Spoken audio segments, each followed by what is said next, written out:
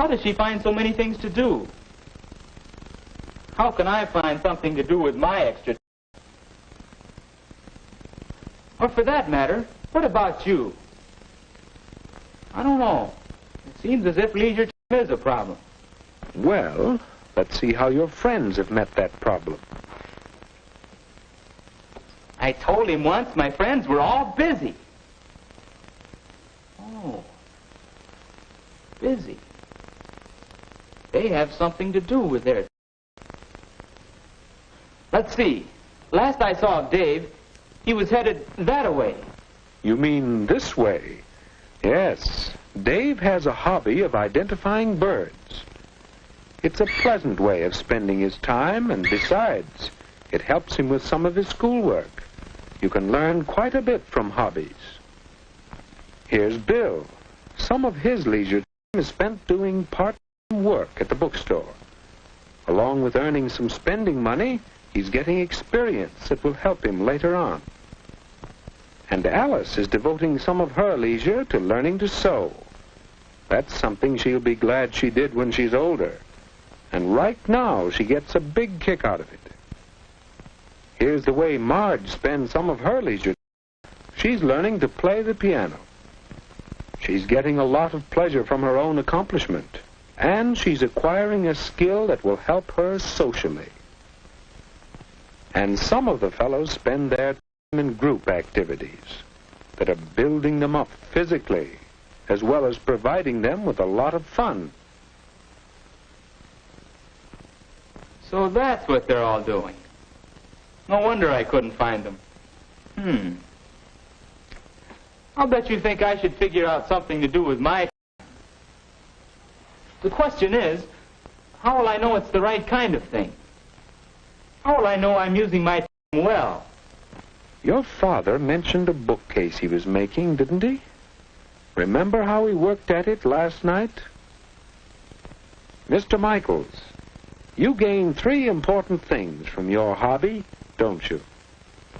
Do I? All I know is this is a pleasant change from my work, and I'm learning a few things. Someday, when I get more time, I'm going to make new furniture for the whole house. Well, there you are. Do you see now, Ken? I think so. A good use of leisure should give you a change. It should help you learn things, and, well, now I'm not sure about the third. It's a good idea to have a long-range goal for your leisure activities. But it isn't always easy to find a single occupation that will give you all 3 values. Then you should have more than one activity? It does help. Of course, even one thing to do is better than just moping.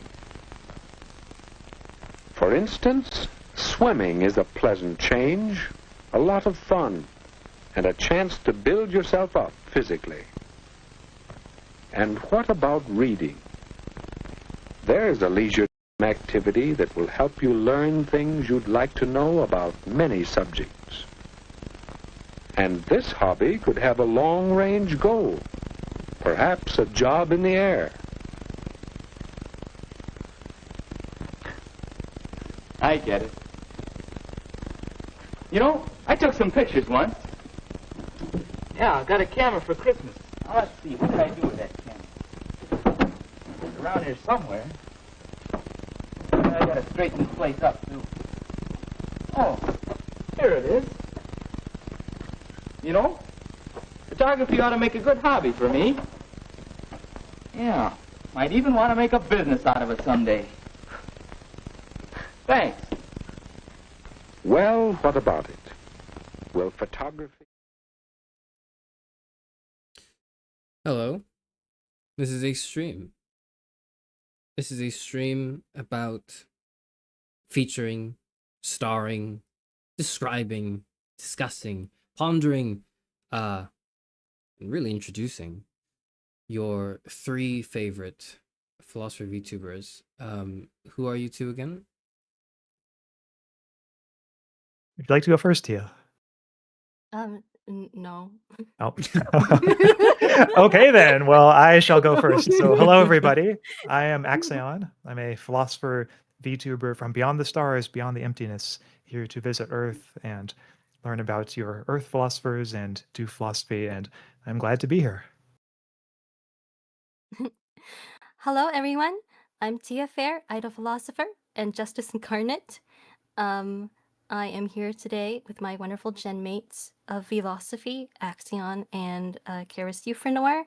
And I'm very excited to have a productive discussion today, because that's what's it's gonna be, right, guys? A productive discussion. It's important to be productive, yes. Lest you have no value in life if you aren't productive. Hello, I'm Charis Euphranor. I'm the first and last philosophy VTuber. The last librarian of Alexandria, or at least that's what I've been saying.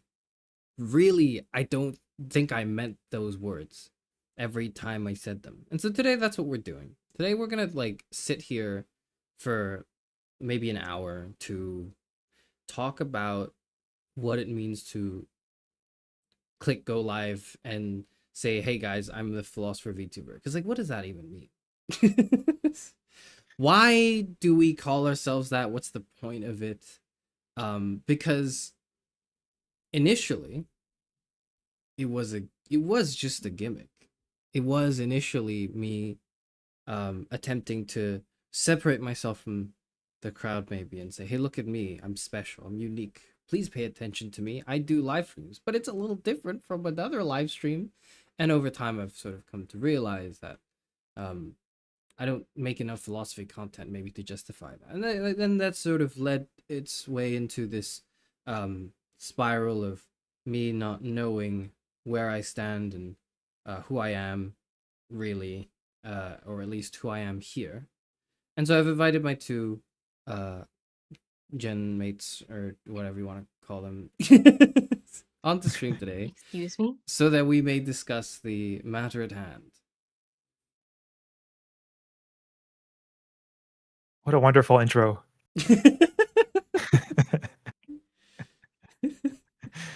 My compatriots, yes. My colleagues. So when are we gonna get into the debate? Because what was that you were just saying about being a philosopher, the VTuber, and how that's just a gimmick? Because I don't know if I agree with that. Well, the first and last one. And I'm not saying you did that as a gimmick. I'm saying I did that as a gimmick. I'm saying 2 years ago, maybe 2.5 years ago, I was brainstorming, and I was thinking to myself, like, I want to be a VTuber.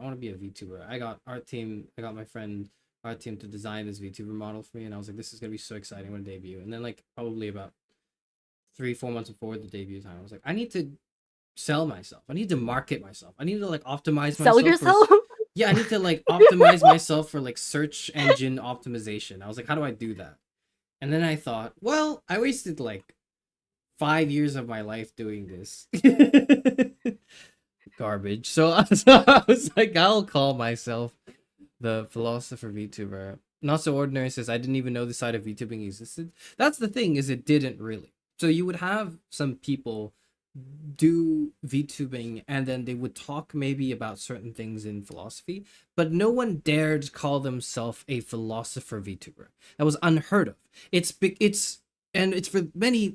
at least for me, right? It's the same reason why like some professional academic like philosophers or like academics, right, in philosophy don't call themselves philosophers, because it sounds conceited, it sounds arrogant, it sounds honestly like it sounds like you're trying to justify how smart you are to somebody else.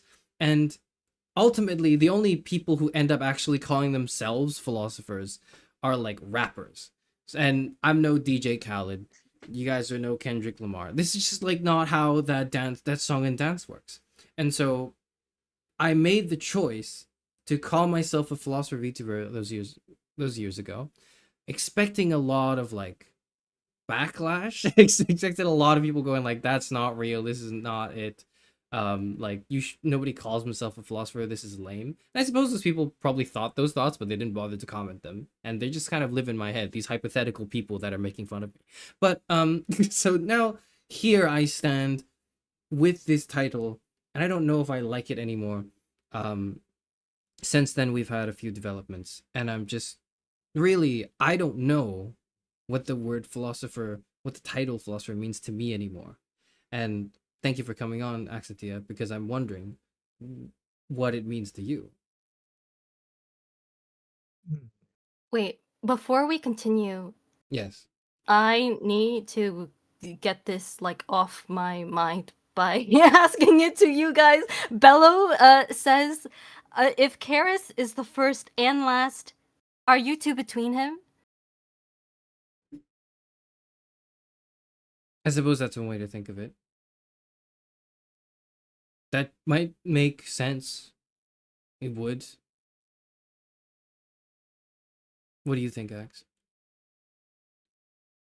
Yeah, I'm thinking one way that could work out, not that it's guaranteed to work out this way, but it could be like, let's say if in the far off future, sometime, Tia and I eventually graduate, but like, let's say you're still doing it, and No, then you're the I last think one left. the other way around.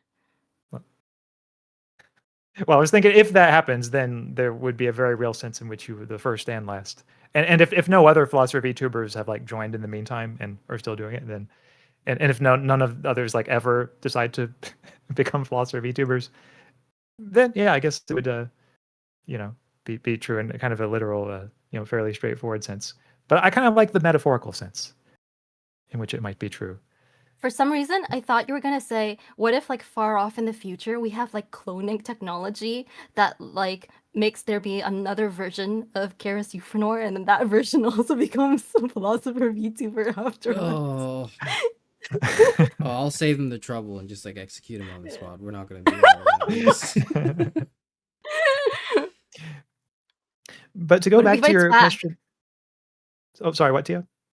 What if he fights back? I gotta get the jump on this guy, and I gotta know when this cloning thing happens so I can get the jump on this, my future self. Anyways, what were you saying, Ax? Well, I really like the question that you put earlier about what does it mean to be a philosopher VTuber.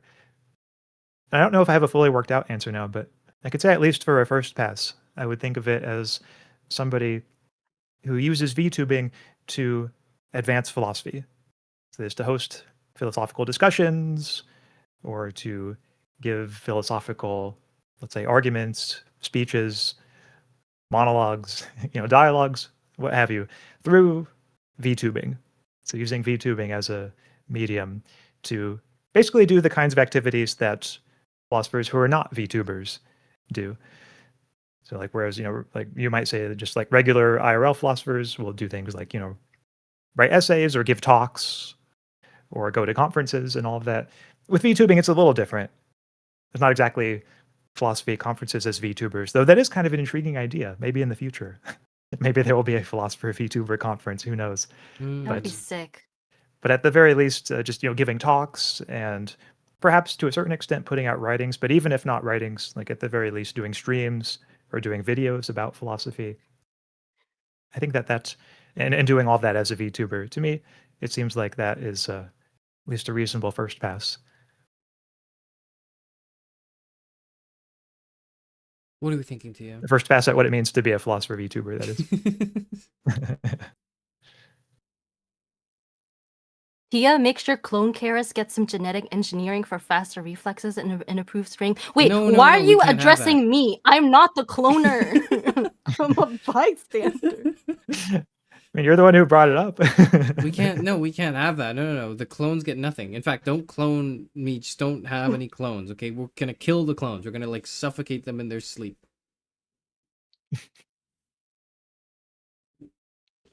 I want to be the most incendiary visiting scholar at the Philosophy VTuber conference. That's the spirit. I think that's the spirit of the Philosophy VTuber conference. How can you be the most annoying asshole coming in saying everyone's ideas are like useless and rubbish and completely incorrect while promoting your own ideas? So kind of like a regular philosophy conference then? Yes, so you're saying like that's what a non-VTuber does, right? Like a philosopher contemporarily, at least, maybe not in history, but like nowadays, they go to conferences, they do talks, they do lectures, they like write papers, they write articles and stuff. as opposed to a VTuber. Okay, well, what does a philosopher VTuber do then? Well, you can respond to that if you want to, since I've been talking a lot lately. You can continue. I think I'm still formulating my thoughts. Okay. Well, I mean, the way that I was framing it earlier was like, okay, just like think of, the activities that a regular philosopher does and then just like do those activities as a VTuber. I suppose now maybe a better way I could frame it, now that I've heard your reformulation of the question, would be just like take all the things that like a VTuber does and just like add philosophy into them. So if like VTuber doing just chatting streams, for example, well, maybe a philosopher VTuber would have philosophical just chatting streams where they present arguments and ask questions and help the chat engage in philosophical dialogue, philosophical reasoning. Or maybe instead of doing streams where like it's just them chatting, like maybe they add a lecture to it. Or if it's just a regular just chatting stream or like a philosophical debate stream, I guess that would be another thing where like, VTubers sometimes debate each other about various topics. Well, if it's a philosopher VTuber, maybe it would be a philosophical topic. So I kind of like that way of thinking about it too. Like whether you think of the philosophy first and then add that to the VTubing, or think of the VTubing activities first and then like add the philosophy to it. I suppose you could think about it either way.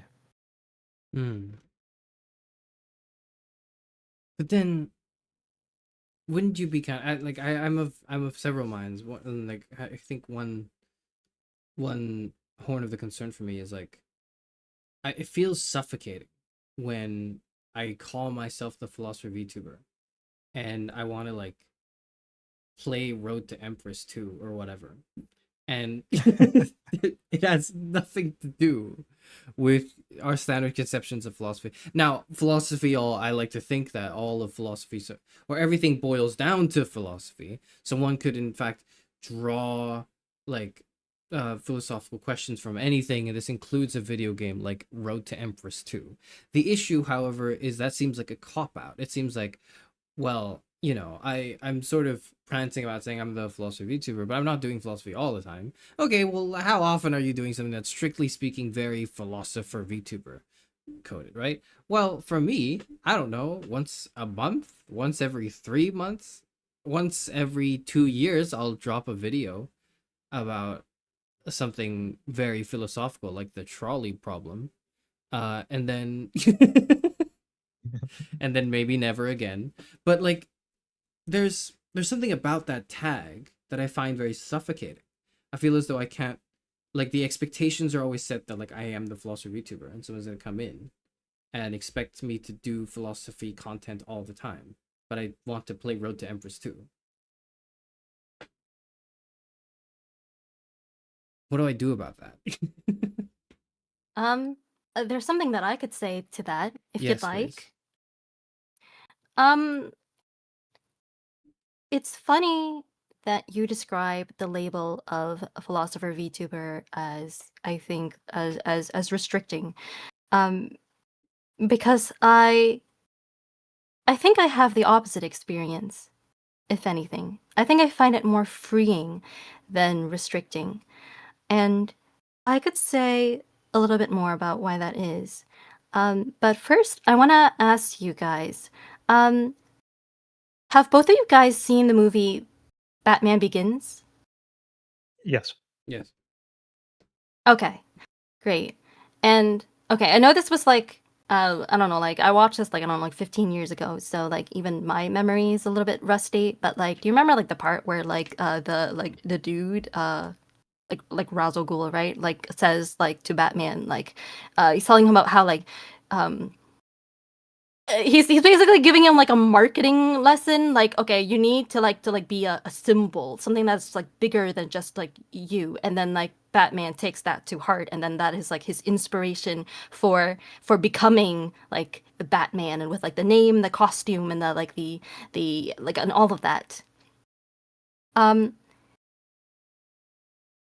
may or may not have taken that to heart. When it comes to how I've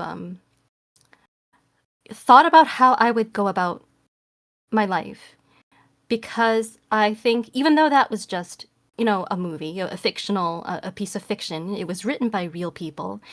And I think that there is something to that idea of um, casting aside certain parts of yourself and taking on new parts in order to become something that is larger than life and more iconic in the eyes of the world than any regular person could be. And I think, to me, that is what being a philosopher VTuber is, as opposed to just a VTuber or a philosopher. And this is in response to your question earlier, Charis, about why philosopher, like VTuber, like what does being a philosopher VTuber mean? And yeah, so my hope is that by doing this, by calling myself this, I will be able to like have a real, I don't know, impact on the world. Like I'll just be able to do so much more than I would otherwise, because um this part's kind of hard to explain. But it's like I'm Tia Fair, and I have a tiara and a red dress, and I sing, and I have multiple talents, and I do philosophy at the same time. And I think there's just something about that package that, at least I hope, will be much more compelling and memorable than to not have it be that way. And the reason I'm doing all this is because I have a goal, which is making the world a fairer place that I think calls for this kind of approach. And so I think that there are a lot of upsides of going about it this way. Now, once again, you also mentioned that you find the label restricting. To that, I want to I think my husband said something in chat to the same effect of what I was about to say.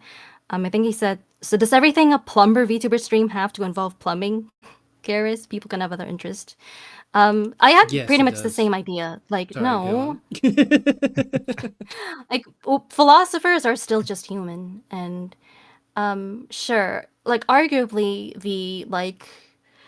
the optimal way to go about it, like algorithm wise, would be to like niche down and make everything you do philosophy related. But I just and our careers are still young, so it remains to be seen if that really is the optimal way of doing things, or if it is possible to do things another way. But I think I'm hopeful that, people want to.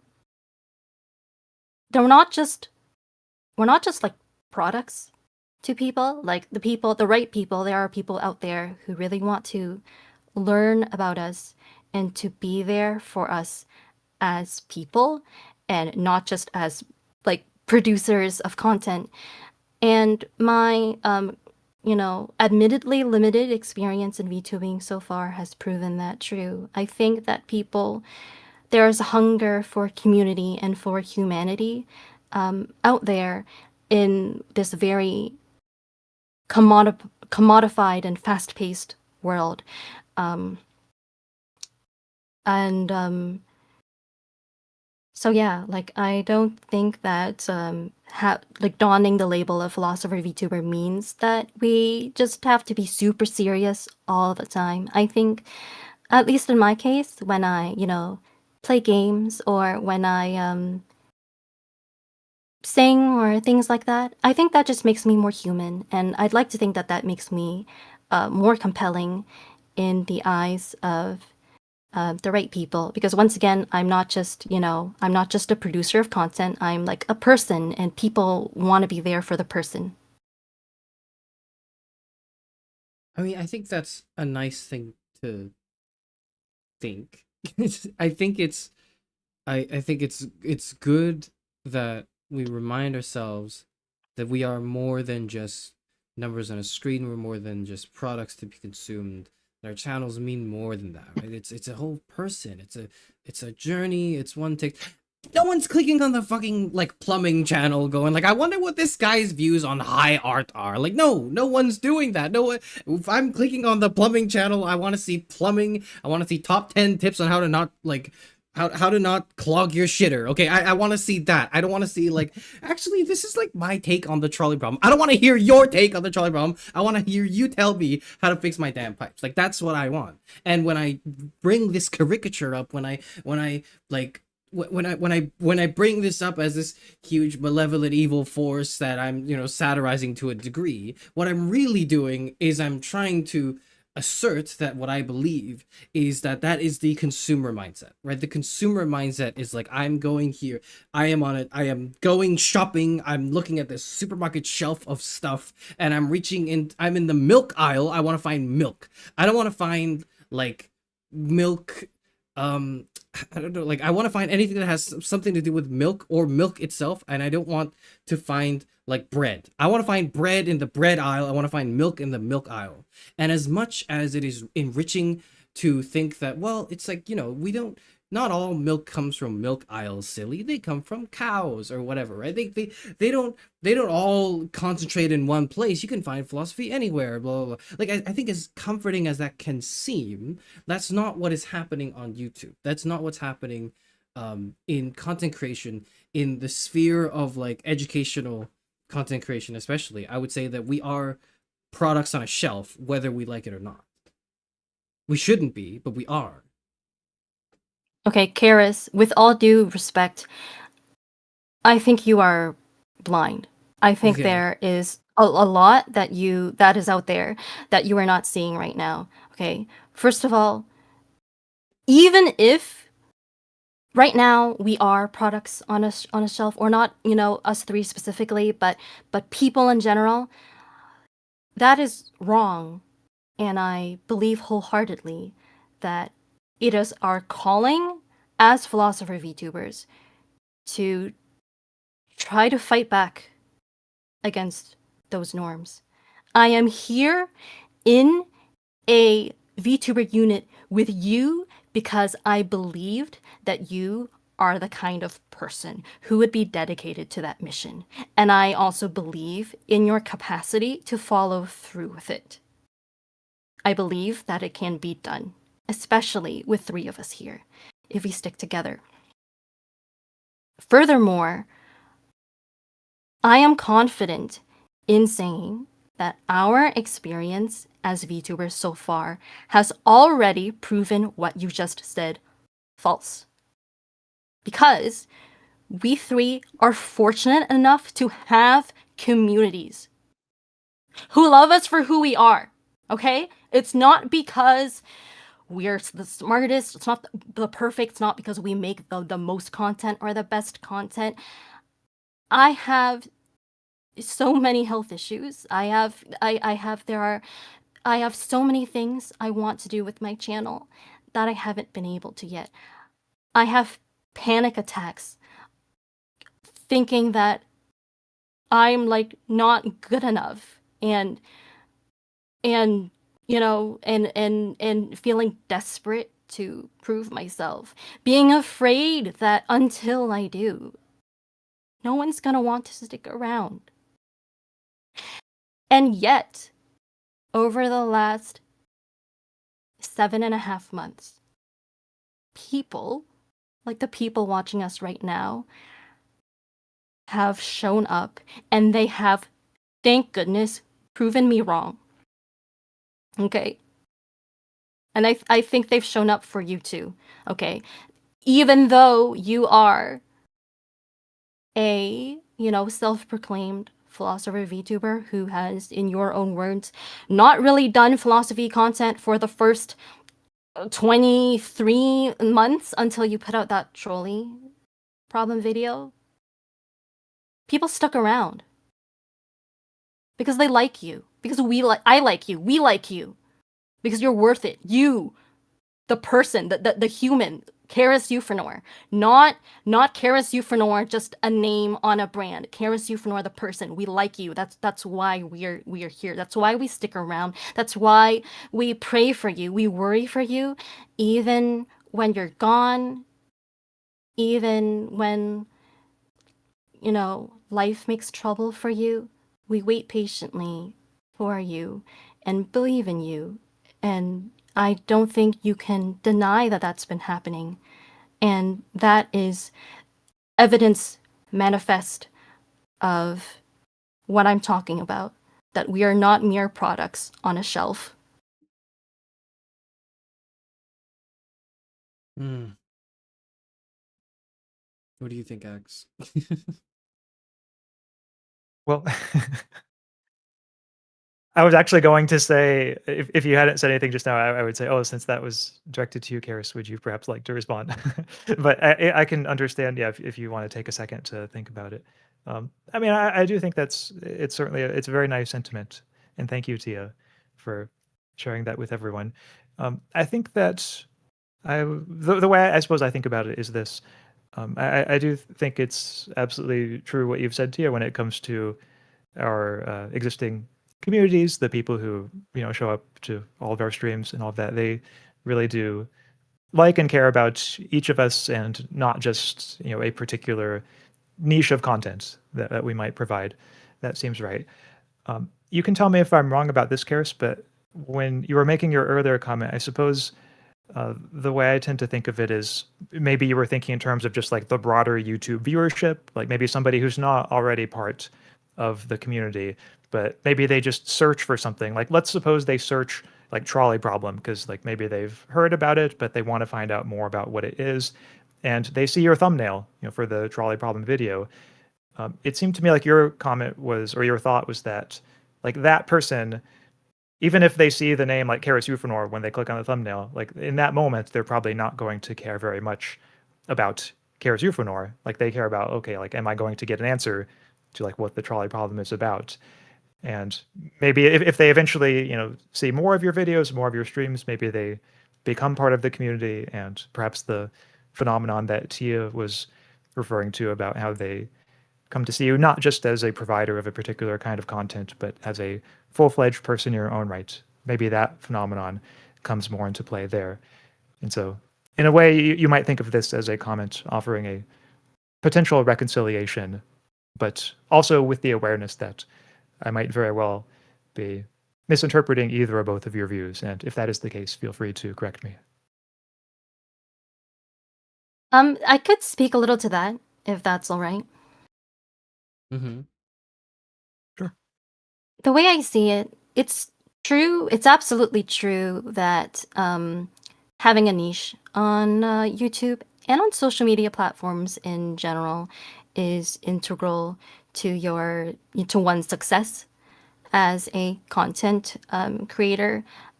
Just by the very nature of how the algorithm works, this is something that I've become, I think, quite fluent in, having had a manager for a few months now, and having been researching this and taking this very seriously.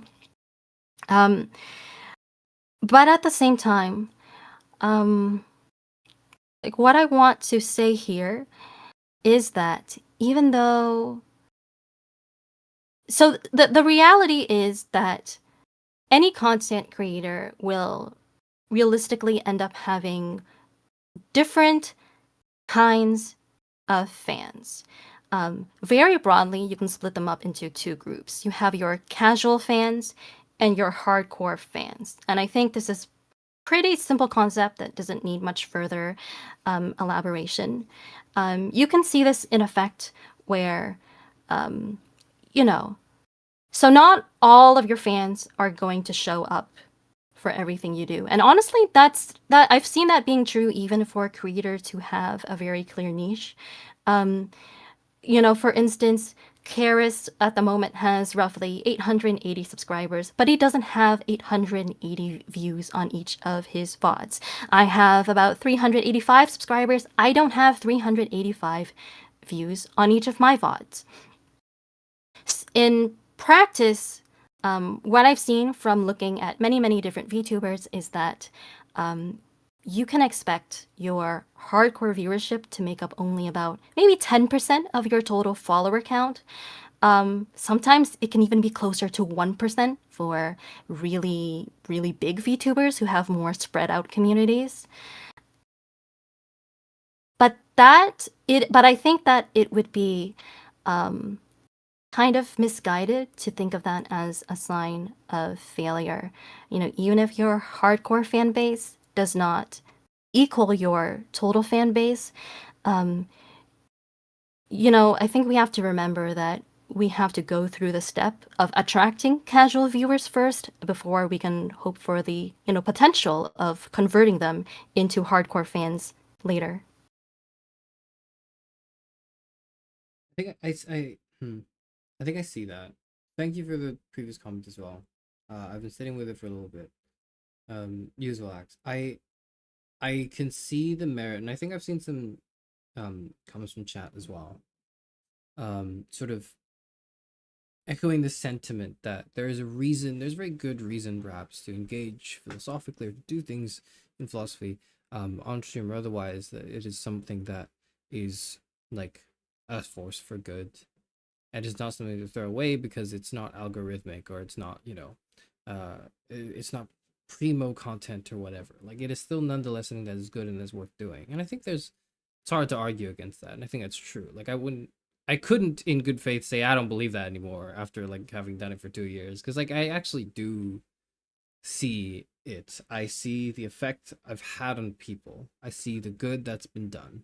I see the way people have asked themselves questions that they wouldn't have otherwise if they didn't just tune into me playing House Flipper or whatever and just sort of like crashing out on like the economy or something 2 hours into the stream. And like I think there's a lot of good in like, you know, sort of doing that as one commenter said, like doing that philosophy like subliminally even. I think that's really good. And so for me really, I think the struggle is maybe less like should I continue like yapping essentially and like talking about things that are tangentially philosophical, which I do sometimes like frequently enough that it's a hard habit to break even if I wanted to. But why like call myself that? I think is something that I've been like wrestling a lot with. Why is it worth calling oneself a philosopher VTuber? Why not just call myself like the last librarian of Alexandria, whatever that even means? That doesn't even mean anything. Like it doesn't really. Why not just, you know, say that? Like in the same way that someone's like I'm a puppy hell dog pink VTuber, or I'm like an orange fish VTuber. Like it's this is a random word generator plugged into 2 words that are like, oh, this produces an image that is a little different from all the other images. Okay, like I'll call myself that. I'm the something VTuber. It says nothing about my character. It says nothing about the nature of the content of my streams or whatever. It says nothing about the nature of my like videos certainly, and it says nothing about like me as a person. Or at least it says very little about it. There's actually ironically to make the choice to claim that one is a philosopher is actually saying something, but I found that for me it's been deceptive. It's in calling myself a philosopher, people have come into my streams expecting like maybe like something more akin to what you two do. That's less what I do because I like to What, be really me? annoying. Because I like to be really annoying, and when they ask a question, I don't go like, "Here's the answer to your question, your query," right? Or like, "Here's how we can think about it." I go like, "Why don't you think about it?" Like, and I yell at them, and like I point my finger through the screen, and I'm like, and I don't, and even if I had thoughts, I'm like, "Well, actually, like, what are you doing?" Like, and I do that annoying song and dance, right? And so, like, I think I'm having difficulty calling myself a philosopher VTuber, I guess. And I'm wondering what your guys' experience is calling yourself a philosophy VTuber, and perhaps like what the challenges and expectations that have been levied onto you that you've had to deal with. Um, Okay, I think you asked like two different questions there, and they were both substantial. But before we get into it, I would like to tell you about a little anecdote. Charis, honestly, I think that ceasing to yap, all self-deprecation aside, would be one of the most foolish career choices that you could make, because you are so talented at yapping. And now I know that might be a slightly silly thing to say, because we don't typically in society think of talking as a talent. And maybe you're generally so full of hot air already that maybe I don't need to say things like this. But as as content creators, though, it really is such an invaluable skill. And to the point that I don't know if you remember or noticed in the first place. Maybe you didn't because you don't care about this kind of stuff. But because, I think everyone knows that I'm very marketing oriented. I'm the most like marketing minded person out of the three of us.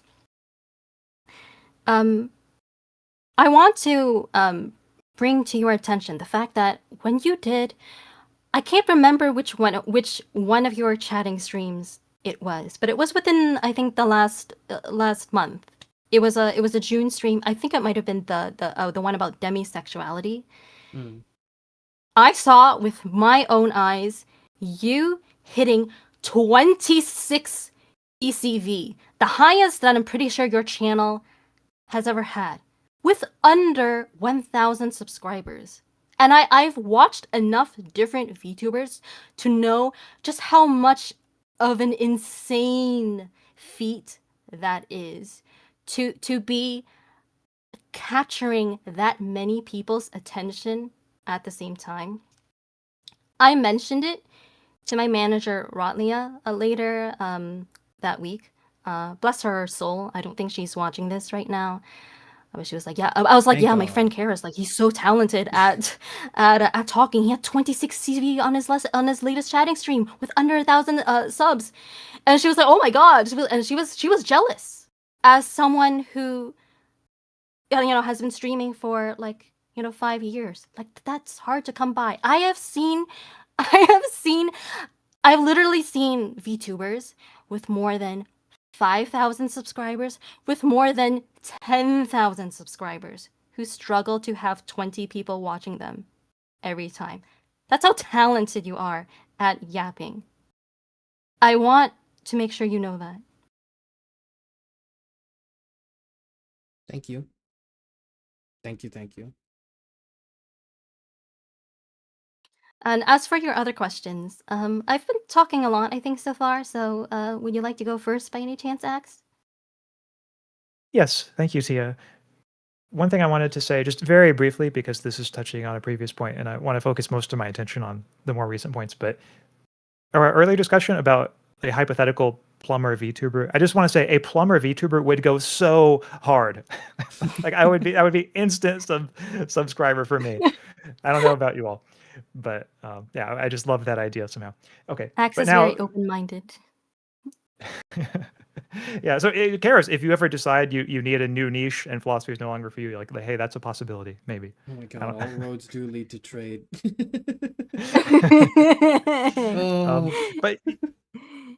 But yeah, on your question, like in your case, yeah, like why call yourself the last librarian of Alexandria? Why call yourself a philosopher VTuber? Like why should any VTuber call themselves like a shark girl or a fox hellhound girl or what have you? Any aspect of the VTuber kayfabe.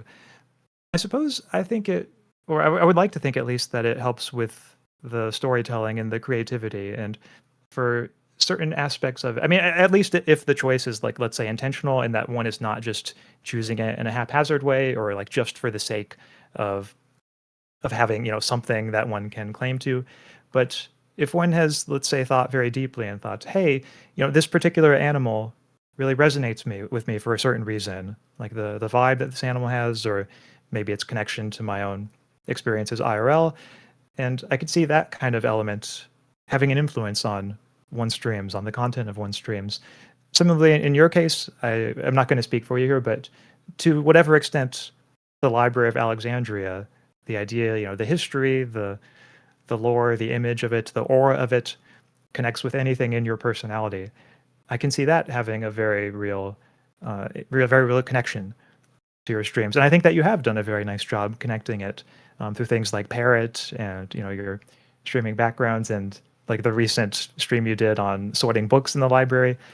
I think that when VTuber kayfabe is done well, it just lends itself naturally to that kind of creative storytelling and makes possible a kind of streaming that I think is really not as feasible for someone who just puts out regular philosophy videos and is not like a philosopher VTuber in particular. So that was my, I guess, first major thought there. But for the second one, which I'll maybe try to say a little more briefly, is that it sounded like you were worried about viewers being misled as to the nature of your content when they see you labeled as a philosopher VTuber and they go to your channel and maybe ask questions and you said you like to be really annoying and sort of turn the questions around on them and try to make them think about it. I think that is perfectly legitimate philosophical content. There's a long tradition in philosophy, going back to Socrates, in fact, of annoying people in exactly that way. They killed him. And they I killed see you him. as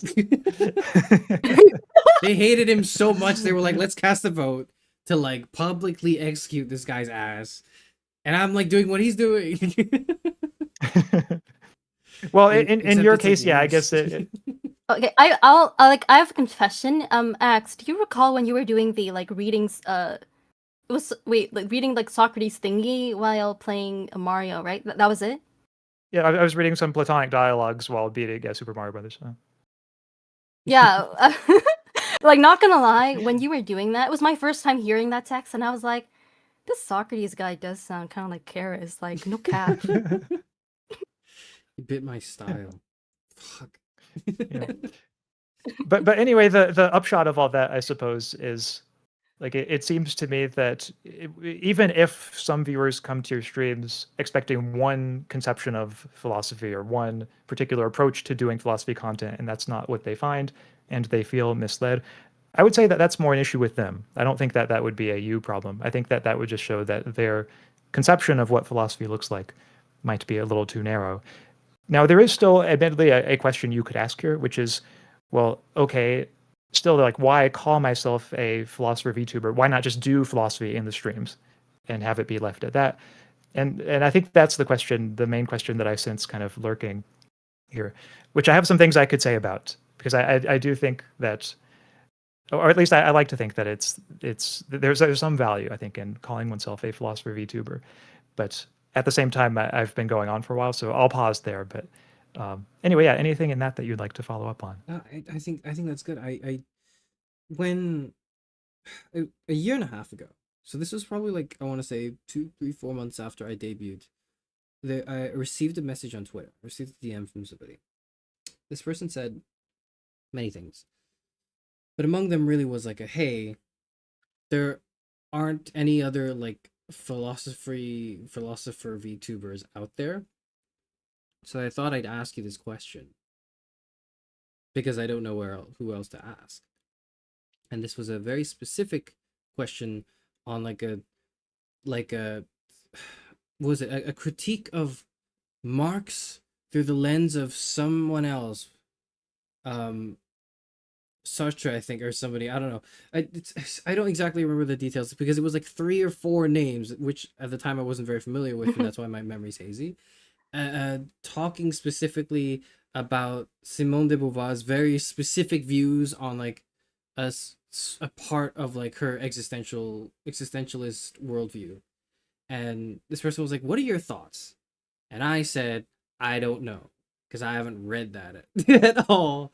I then shamefully hung my head low and went into my like group chat, not my group chat, I DM'd like one of my friends, a fellow librarian, a fellow philosophy major who actually knew his shit, and I asked him the question, and he was like, okay, this is like a lot to explain, so here's like maybe a bit of reading, but essentially blah, blah, blah, and he like kind of explained it to me, and that was the moment I realized I was like, I'm not cut out for this. Someone's gonna ask you something and they're gonna realize that I have not spent that much time reading stuff, and more importantly, what I have read is not likely to overlap with what you've read if you have a very specific question, because it's like I because I like it's just the nature of there's so much philosophical content, and I think maybe this is less like, oh, this is what should I do, and maybe like me moping about how society is weird or whatever, which I like to do so much on this goddamn channel. But like people have people are capable of understanding that like in other disciplines there is like areas of specialization. Like you can ask a physicist a very general physics question, and any physicist would be able to answer that really well. But then if you want to ask something about specifically astrophysics, like that's a really complicated specific thing that requires a very up-to-date reading on something, you can't just go around asking anybody.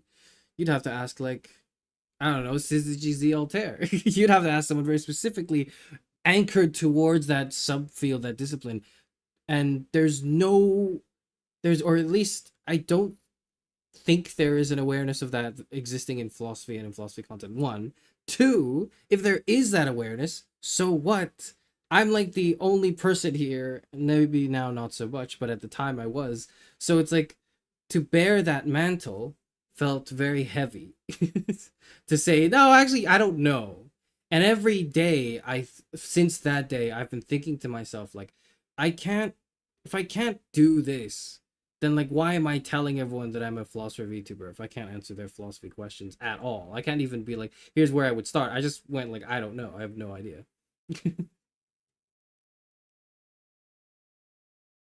Okay. There have been a lot of questions raised, and I feel like I haven't really gotten a chance to address them all, and now I'm actually concerned that I've forgotten some of the earlier questions. It's fine. We're just letting it flow. Can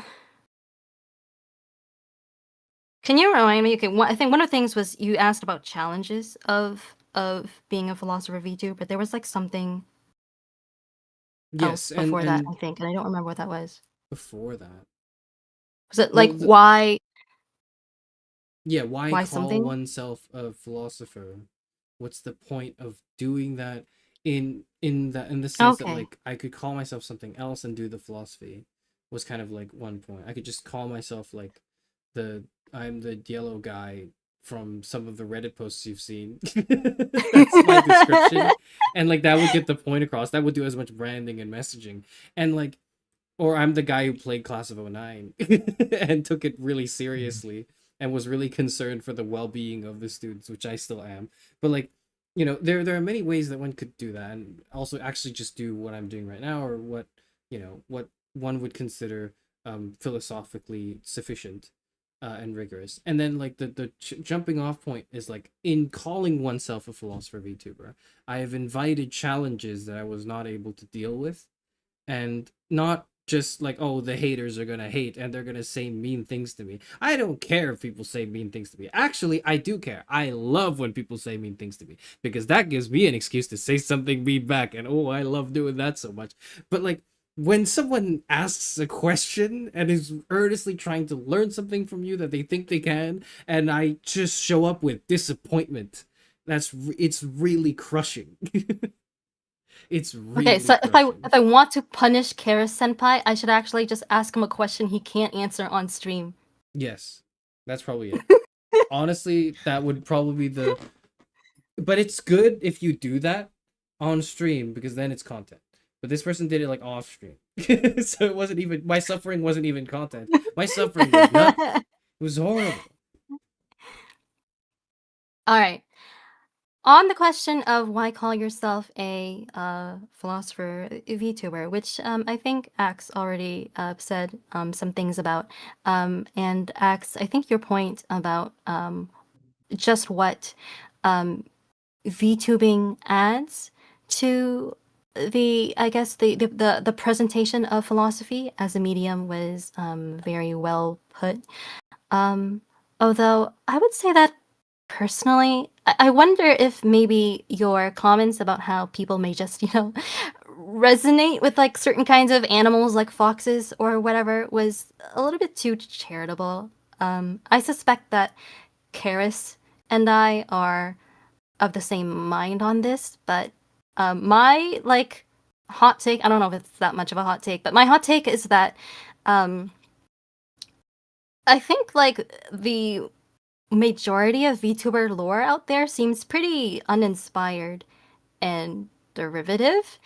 And I think that's honestly one thing that I'm very proud of when it comes to Vlosophy, because I don't think that any of us three fit into the really common, like, boilerplate, I don't know, molds that you see out there. Like, I'm a cat girl or cat boy, or I'm like a demon girl or demon boy. Like, like we're basically like respectively, like the three of us going by debut order are like the avatars of like time, space, and like divinity.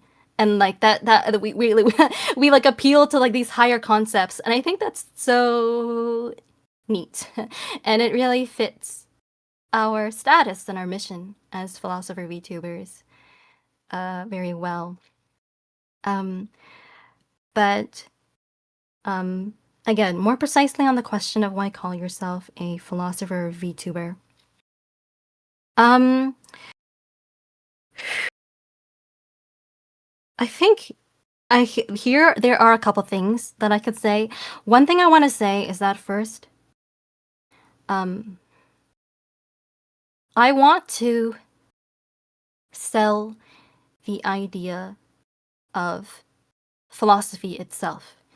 Because we live in a world where philosophy is not mainstream, like most people are not philosophers, and I think honestly, it's not only not mainstream, it's so under the radar, it's so like old-fashioned that I think a lot of people even forget that philosophy even exists in their day-to-day lives until they are actively reminded of it. And I, for one, dream of a world in which, you know, even if not everyone is a philosopher, because I don't think that is a realistic bar, that more people are philosophers and people at least respect and think about philosophy more often. And I, you know, for my part, I want to do my part in trying to achieve that by calling myself a philosopher VTuber and reminding people, hey, I'm here. Like, this is a thing. Like, look at this. Like, this is a thing that you can know and learn, and you can be this thing too. I think that that's very vital. But I think that another good question as well may be just to ask, why not call yourself a philosopher VTuber? Because it doesn't seem to me that there are any overt downsides to doing so. Now, Charis, I'm aware that you already mentioned feeling, you know, restricted by the label, and also the fear of letting people down if they find your channel on the basis of of a hoping for philosophy content and can't find what they were hoping for. And to that, I just want to say, I guess for one thing, the whole thing about people finding you, discovering you, and then like leaving immediately because you did not meet expectations is, I think, something that every content creator has to contend with, regardless of what niche they're in. It's not something that only activates because you're a philosopher. I have, you know, certainly had to negotiate with that in my mind. Like, if I am, you know, if people find me and they don't like what they see and they leave, like, what does that say about me? Does that mean that I'm not good enough? But what I was taught by my manager is that just because people don't buy in the first time, like they don't subscribe to you the first time they see your name or watch one of your videos, it doesn't mean that you're doing something wrong, because it's not like you only have one chance to win people over. It's better to think about it as a marathon of putting your name out there and increasing your visibility rather than like a sprint of like, let's convert different people as fast as I can. But even besides that, you know, when it comes to the thing about like the person who, you know, asked you a question you couldn't answer and feeling the weight of that on you, not to, you know, diminish your feelings or your concerns, but if I may say so myself, it's not like I've been a stranger to that feeling of imposter syndrome all this time since I started streaming. I have been open about it and confided in you and Axe about it. And you've both been very supportive of me over the months. More recently, what I've come to realize is that philosophy isn't really a contest. And indeed, most things in life are not truly contests, and I don't think that they should be contests. I think that somehow I came under this, I think, like false conception that like you need to be like when it comes to philosophy, like you need to be like the quintessential like philosopher. Like if you call yourself a philosopher, that means you need to be familiar with just about everything under the umbrella of philosophy, or else you're not a real philosopher. And then I, you know, through talking with certain people, I kind of look around and came to realize, well, that doesn't even really apply to any human being on earth. You know, even someone like Axe, who I respect very much, in reality, every single philosopher has their own little specialty, their own little corner, and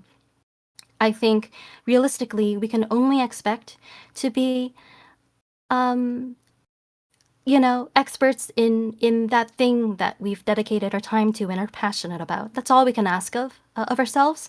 And I recall now, I think, a comment that was left earlier in chat. I think it was by Bello. Yeah, Bello said, I think a philosophy education fundamentally changes people for the worse. And Charis's career is evidence of the fallout, even if you're not So explicitly true. making content about philosophy. So, I mean, we could get into debate about whether philosophy, having a formal philosophy in education changes people for the worse, because I think there is maybe some evidence for that, that maybe there are arguments as to the contrary as well. But yeah, I think it's okay for us to have niches and to you know, forgive and accept ourselves for that. And I think when there is a question we can't answer, you know, that is exactly what having, you know, multiple different people pursuing philosophy is for. That's what having a trio of philosophers is for, because we're stronger when we can, you know, unite together and join our powers together. And I think, yeah, all that is perfectly fine. So again, in answer to your question, why call yourself a philosopher VTuber? I just want to return that by asking what really are the downsides of calling yourself a philosopher VTuber? Because you know, it seems to me like it's a net positive when you come down to it. What do you think, Axe? Well, I was going to ask what you thought. Since that I think was largely in response to you, I think probably it does make the most sense for you to talk about that one before I give any thoughts.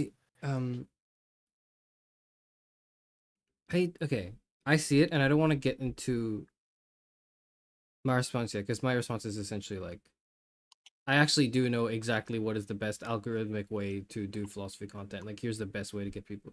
But before that, I kind of want to hear your thoughts as well, Axe. Because I know what I want to say, yeah. And I know we'll switch topics, maybe. Yeah. Well, I do very much want to echo what you were saying, Tia, about how, yeah, just about every philosopher is going to have some areas of philosophy that they specialize in more than others. And I also think it's true, of course, that every philosopher has had moments of, for example, giving a talk somewhere or being in a conversation and being asked a question about philosophy that they didn't know the answer to, and then just kind of having to be open about that. Certainly, I've had many experiences like that. And I suppose it's difficult to say for sure, but my hope is that maybe keeping this in mind can help many or most people when they have that feeling of like, oh, am I a real philosopher because I didn't know how to answer this question? Or like, should I call myself a philosopher when I didn't know how to answer this question? That's something that all philosophers, I think, go through from time to time. Even those who just uncontroversially have, as legitimate a claim to being a philosopher as anyone. But yeah, when it comes to like the broader question of should one, or like should someone like in broadly your circumstances, call themselves a philosopher VTuber, or just do the VTubing and not call it philosophy, but just have the philosophy kind of snuck into it. Yeah, I'm inclined to think there are at least a few reasons in favor of calling oneself a philosopher VTuber. One of them is that if any people stumble upon the streams who are unfamiliar with philosophy, like maybe they don't even know what the term philosophy means, they might not really have encountered it. But like, let's say they end up liking the content. Let's say the stream ends up raising questions about what they can know or how we should live, and they think, oh, this is actually kind of enjoyable. I like thinking about things like this. If they see it explicitly labeled as philosophy, I think that can help them to search for and to find more philosophy that they end up benefiting from, compared to like if they don't have a label for it at all. For me, it is a bit hazy, but I do believe there was one time in my life when I didn't really know the word philosophy very well, or if somebody asked me, I would have thought, oh, like, is that the same thing as psychology? Because it wasn't offered in my school. Like most schools, my school did not have any philosophy classes. But I knew that whenever there were discussions about things like, oh, what can we know? Or like, what's the right thing to do? I liked thinking about that kind of thing. And I think if I had the label philosophy, a bit earlier, it would have helped me with, searching for more of that and maybe helping with more of my intellectual development a little bit earlier. So that is one reason. Two further reasons that I can see.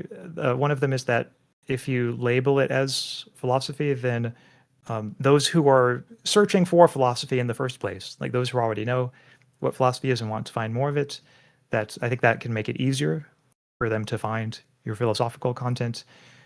Whether you present yourself as a philosopher VTuber or just another VTuber might make the difference between whether they are motivated to click at all and whether they end up discovering your streams and benefiting from whatever content you have. And then just the final reason, I'll be very brief about this one, is that I think for at least some people, calling themselves something like a philosopher VTuber can help with motivation, can help motivate them to make more philosophical content so that they'll live up to the image, live up to the label. Whereas, without having that label, maybe it is a little harder to motivate oneself to do that from time to time. So those are some reasons that occur to me. Of course, all of them could be contested, but I'd be curious to hear your thoughts on that. I'm going to respond to a comment made by Bella earlier, and I hope that response sort of doubles as a response to what you said as well. The both of you. But Bella says, like, also most a while ago, also most VTubers just like lie about their lore, right? Like, I'm sure that's not a whale.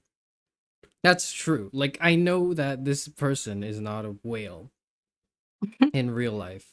Not like euphemistically or like not euphemistically, what's the opposite of that? Like metaphorically. But like, I mean, like, this is not like a crab VTuber, is not a crab person in real life. It's just someone who likes the animal. And like, to have that on the profile as the sort of like the description is not like offensive to me. It's like, okay, it can exist. I personally, I'm like, I don't really think I care, but it can exist. Like, to me, that's like, the stakes are non-existent almost. To call yourself a philosopher is, I think, a very bold claim to make, because you're asserting some level of intellectual willingness to engage in a certain subset of academia, or maybe like just a certain set of questions, for example, that a lot of people find very daunting and challenging. In essence, to me, part of what it's like calling yourself a philosopher rather than say like I am a VTuber and I do philosophy content sometimes. If you say I'm a philosopher VTuber, one, either you're LARPing, or two, you are making this very bold claim that look, I am the philosopher, like I know, or at least I'm a philosopher. I'm someone who knows philosophy. I'm someone who you can have these discussions with. I'm someone with that like with that with that uh power's not the word, but I don't know why there are no other words that come out. And it's like it's staking a claim. And you're staking a claim that I think is significantly more substantial than saying like I'm a whale. Because if you're like I'm a whale, and then one day you go, oh my nose, oh I mean my like, and then I don't know where whales breathe out of. So evidently I'm not a whale fucking VTuber too, right? But like, you're like actually I mean my spout. Like you don't. That doesn't matter. But if you stumble over yourself and go like, actually, I have no idea, or you're even worse, you're confidently wrong about something, philosophically, which I know is quite unheard of in the sense of like, oh, aren't there no wrong answers? No. There are loads of wrong answers in philosophy. There are many right answers. There's no singular correct answer, but there are many answers that are terrible answers. And if you just happen to make one while under the guise of like calling oneself a philosopher, it's a lot of pressure, like is one thing I've mentioned, but more importantly it's like it feels like that shouldn't be a claim that one makes, right? And to kind of maybe bring the point even further for why instead of calling myself a philosopher VTuber, maybe I should be like I'm a VTuber and I make philosophy content occasionally, is because the optimal way to do philosophy on YouTube or philosophy content, the optimal best way is to turn your camera on, point it to a bookshelf, okay? Have a clip-on mic that you hold onto something quirky and unique, and then dress up a little bit maybe, and have 10 like books worth of research lined up in your scripts that you're going to read aloud that denounces the evils of capitalism and of consumerism and how corrupt society is in the government or whatever, and then lean into some sort of like Marxist-Leninist critique of something. That's the best way to do everything, and you just repeat that formula ad infinitum for like anything you want to talk about, and it will just work.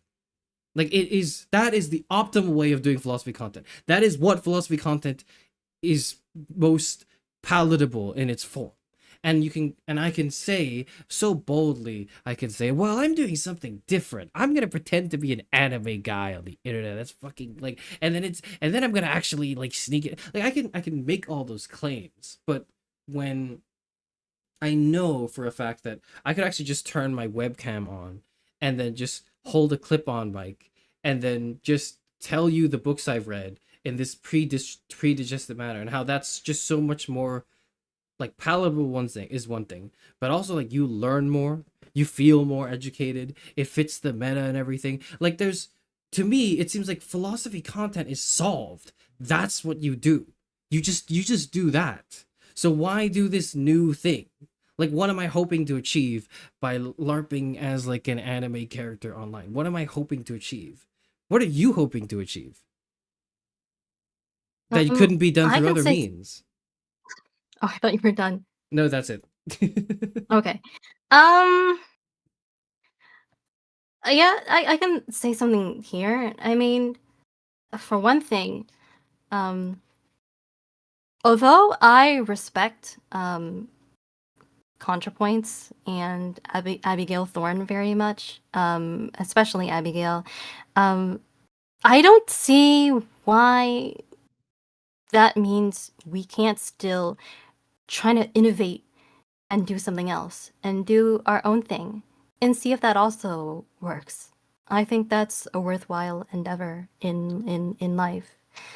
You know, even if that works, you know, why couldn't it also be the case that a philosopher who, you know, who also sings like "Onajimi da hi da dai" like also works. And I think I want to be part of a living experiment to see if there are indeed multiple ways in which we can try to spread philosophy through society, because I think that would be very worthwhile and very exciting.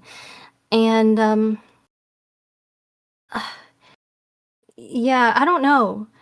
Like, I don't know that philosophy content is solved yet, because okay, first of all, there was another question that you asked that I want to address as well, which is the whole thing about like LARPing as a philosophy VTuber you see as more risky than LARPing as like a whale VTuber or whatever it might be. I think I actually may be of the opposite mind. I think that well, maybe I don't know if like risky is the exact word that I would use, but you know, I think that there is a lot less disconnect in branding and calling yourself like an artist VTuber or a philosopher VTuber than a whale VTuber, because like, you know, in realistically we know nobody is actually a whale VTuber, but an artist or a, you know, philosopher is just a vocation that you're just combining with the medium of VTuber. And you know, it's very honest, I think, unless, you know, you're getting into questions of like, okay, well, like what counts as a real what counts as a real artist, what counts as a real philosopher. And honestly, I just don't know if we have like, at least in VTubing, we have hit the threshold for people who don't or who are doing harm with the title of philosopher, calling themselves philosopher. My experience has been quite the opposite. I think so when I see, with the thing with me is that when I start doubting if I live up to the title of philosopher VTuber, I'll look around and I'll see I don't even know, like, what is like, is there I want to be careful with my words here. Like you look at me. You're like, it's No, no, not no, no, that no, no, bad. no, not you, not you. Without getting into it fully because it would derail the conversation. So I have like I've had like a few people like start beef with me since I started VTubing, like other VTubers that is.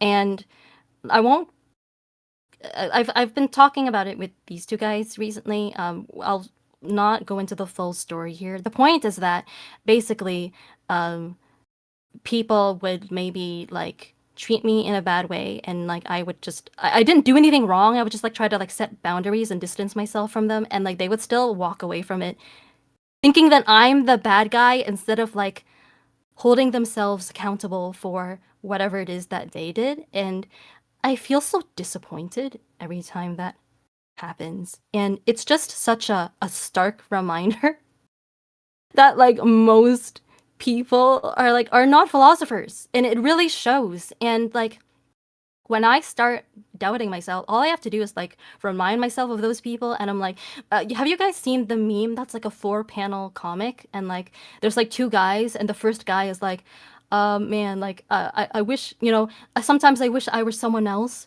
but I bet that guy over there also wishes he was someone else. And then the others and the other guy's like, holy shit, I'm glad I'm me. I'm especially glad I'm not that guy. I feel that. And like that's me. I'm like, holy shit. I'm glad I'm a philosopher because it could be so much worse. So when you look around and you really like you really take into account how low the bar is, because god, it's like on the floor. Um yeah, I don't really have many qualms with calling myself a philosopher at all. And there was another question that I was like in the middle of answering, and then I like jumped. Was it about like the challenges of calling yourself a philosopher VTuber? What was I talking about before? I was like, why? Oh, the ways to do philosophy VTubing. Um, I don't know. I think. Oh, I think I remember. I think I remember now, but maybe I'll give Axe a chance to respond first if you'd like. Oh, well, I mean, I do have some things I could say on that, but I think most of the things that I have to say might be on the slightly earlier points that came up. So maybe it would be best if you responded to that first, Garrus. I want to say shout out to the haters out there. This one's dedicated to you. Yay! Patchy, patchy, patchy, patchy. This one's dedicated to everyone who hates any of us, I guess. There's a lot there. I don't know. He's dedicating something to us. Sorry. This one's to you. This one's to all the haters out there. You guys are right. There is I think a reason to do this sufficient enough that I don't think like this is like strictly speaking. I don't know where my thoughts are. Hold on. Let me restart that sentence. I'm going to restart that sentence. I don't know why I want to pretend to be one thing rather than to pretend to be another thing. And what I mean by that is I think I want to ask, okay, here's how I want to do this. I want to ask you a question. Harry, why are you an anime character? Like, why not do the meta that I just described where you sit down in front of your books and then you like have a clip-on mic and you just read out your research in a way that is somewhat algorithmically appealing? But now he can be handsome in 2 different ways. My first thought was actually if I did it that way, I'd have to like make sure that like my hair looks good every stream and that like I dress nice and everything. Being a VTuber, I don't have to do all that. Relatable. But no, for I guess a deeper answer there, and it is a very good, very fair question to ask, I think. But I would say there are, I guess, really 2 main categories of answer that I have to it, and one of them is that I think that the kayfabe and the creativity can sometimes just help from a sheer storytelling aspect. And you might ask, okay, like why have that storytelling? But then to me, that's like asking the question, like, why do we tell stories at all? And it's a good question, I think, an interesting one, but certainly a very big one. And I don't know if I can address it fully here. But I'll just say, like, when I go back to, for example, my debut stream of reading a philosophical short story that I wrote and having it be like, oh, the story's about this orb character, but I can also present it like as if I'm the orb character and have that tied into my stream in some fun and kind of cool ways. And I will say, at least for me, I can't really speak for the viewers directly, at least, but at least for me, like that was just so much fun and made me, I think, feel so much more invested than if I were just doing like a regular in the flesh, philosophy reading stream as part of that. And so there's that kayfabe aspect, that storytelling aspect. To me, another way of thinking of it is like when it comes to pro wrestling, like why do pro wrestlers have any kayfabe? Like why don't they just all call themselves by their real names and like just not have any of this storytelling built up? And I think it just wouldn't be as fun, if they it wouldn't be as fun for anyone if they didn't have any of that built into it. And I guess I feel kind of a similar way when it comes to VTubing. But then a second reason why I chose to be a philosopher VTuber and not just a regular philosophy streamer is that I think that VTubing has a lot of untapped potential of helping, especially people who are young and people who might, still be in school or maybe just not too far out of school, and perhaps feel a greater draw to the aesthetics of VTubing than older generations do, but who maybe have not themselves had much exposure to philosophy. Just again, given that philosophy is not really, at least in an American context, is not offered in elementary, middle, or high school, they might be able to especially benefit from seeing something in that's couched in an aesthetic that they already identify with or already like if they're fans of anime, but maybe they've had some very brief exposure to philosophy from, or maybe I should put philosophy in quotes, but the only exposure to philosophy they might have had might be from just seeing certain streamers on YouTube or TikTok who label themselves as philosophers or who present themselves as infallible gurus, but in fact it's all just pseudo-intellectual garbage. But maybe they have trouble, telling that. Maybe since they haven't had any actual formal philosophical training. And one thing I think is super cool about the prospect of being a philosopher VTuber is that it allows a possible entryway into philosophy for people who might not have had the chance or who might not have the resources to take a full class on it, or who might not have built up the experience with philosophy to tell like which streamers are actually knowledgeable about philosophy and are actually putting out good content versus the streamers who are simply pseudo intellectuals and are not putting out good philosophy content. So I think that there's a certain niche there that I think is captured well by VTubers that would perhaps not be captured quite as well. Like if I were to just be a regular philosophy streamer, I could see some people just choosing, to think, oh, okay, that's just like another philosophy streamer. Like I'm not interested in that, but like I like VTubers. Maybe I'll watch these other VTubers instead. I think for someone like that, being a philosopher VTuber as opposed to just a philosophy streamer can make some valuable inroads.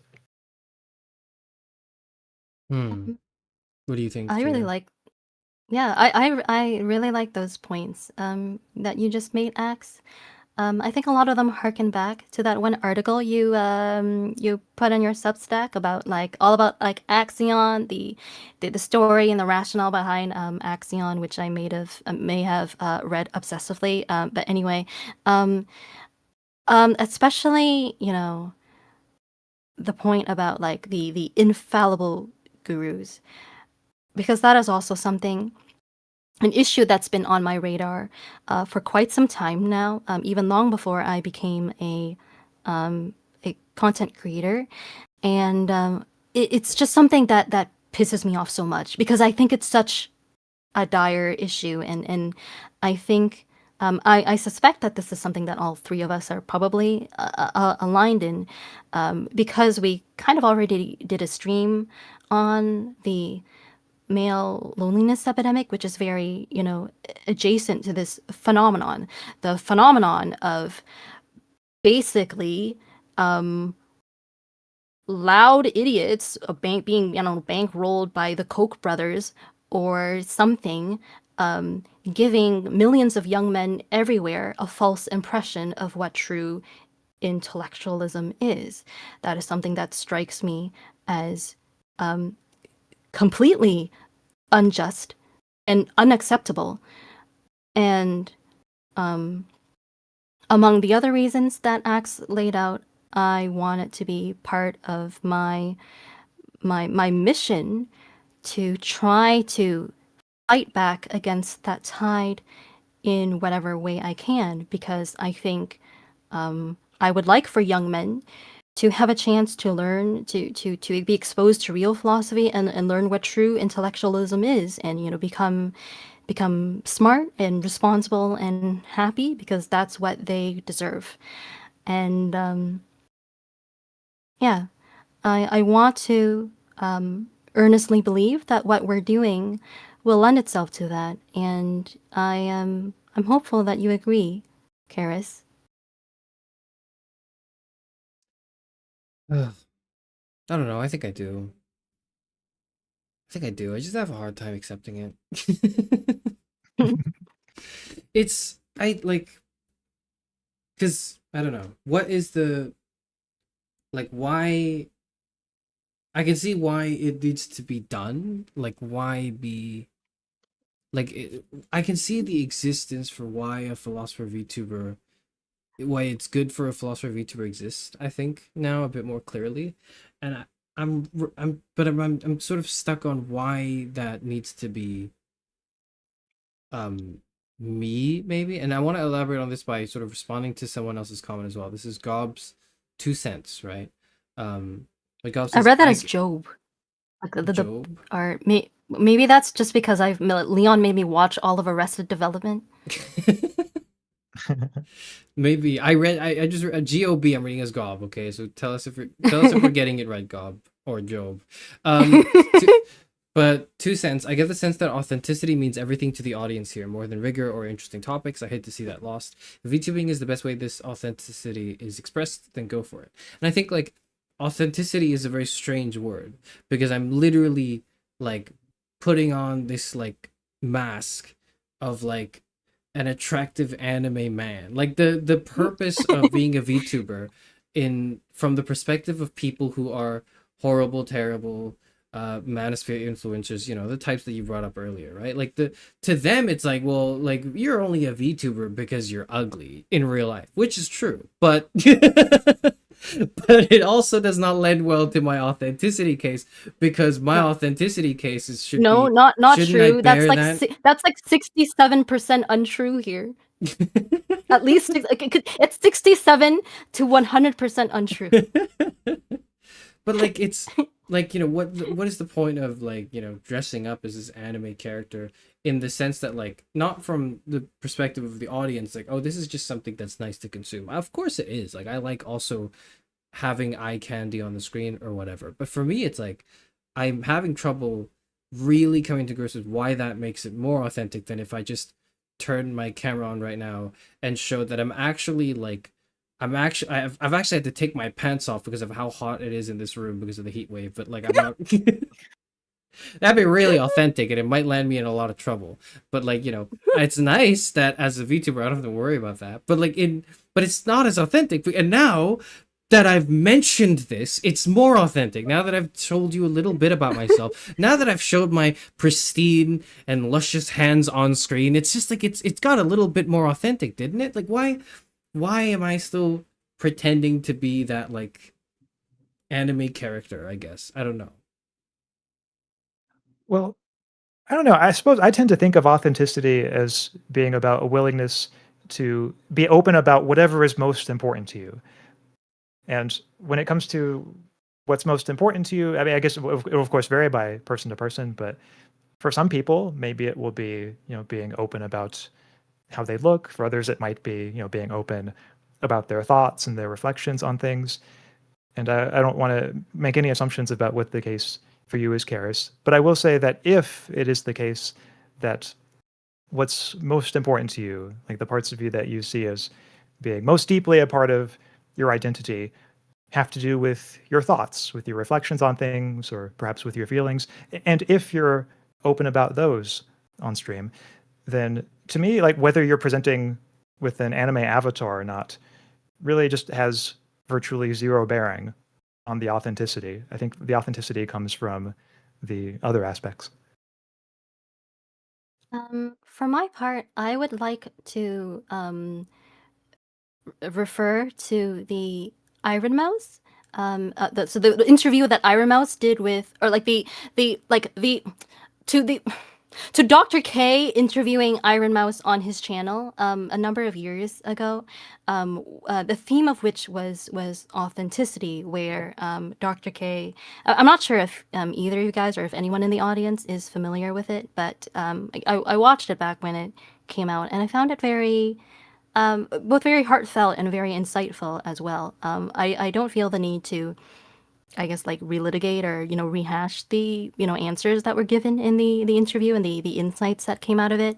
If you would like to watch it, you can seek it out for yourself. But I think that happened in like 2021 or something, when I guess the question of like whether like VTubing is like somehow just like a scam was much more up for consideration. And I think, at least from my perspective, it did a lot to affirm that indeed VTubing can make someone more authentic rather than less.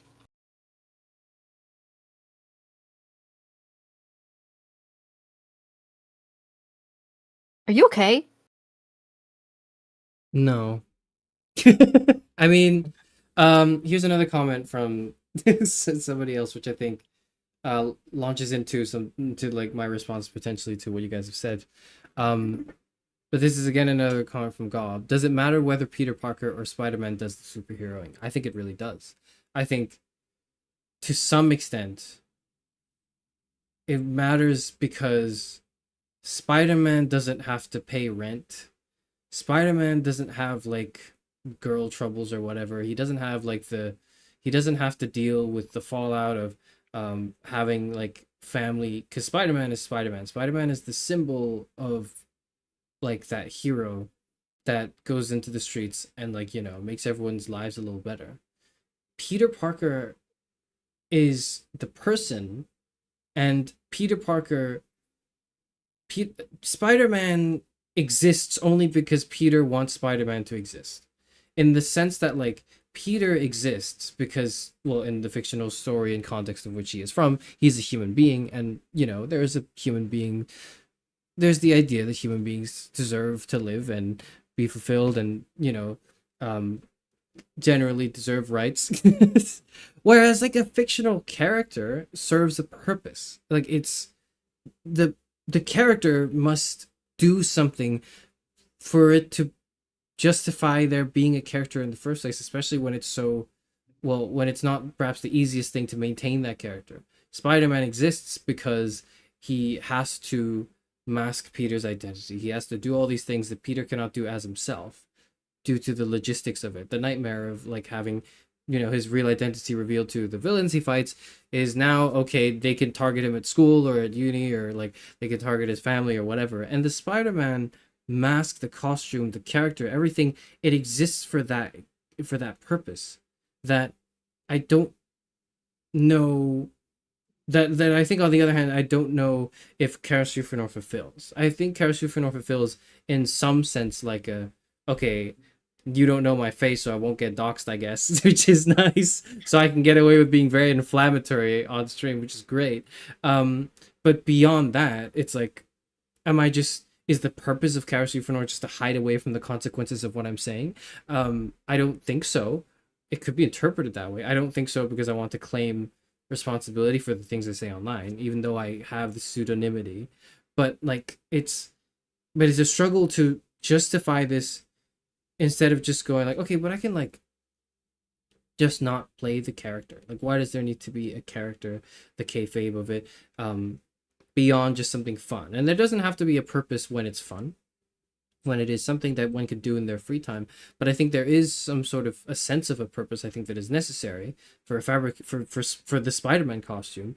If the expectation is, I'm running around the streets of New York, and if I'm running into trouble, in the back of my mind, I'm like, it'd be really nice if Spider-Man showed up right about now.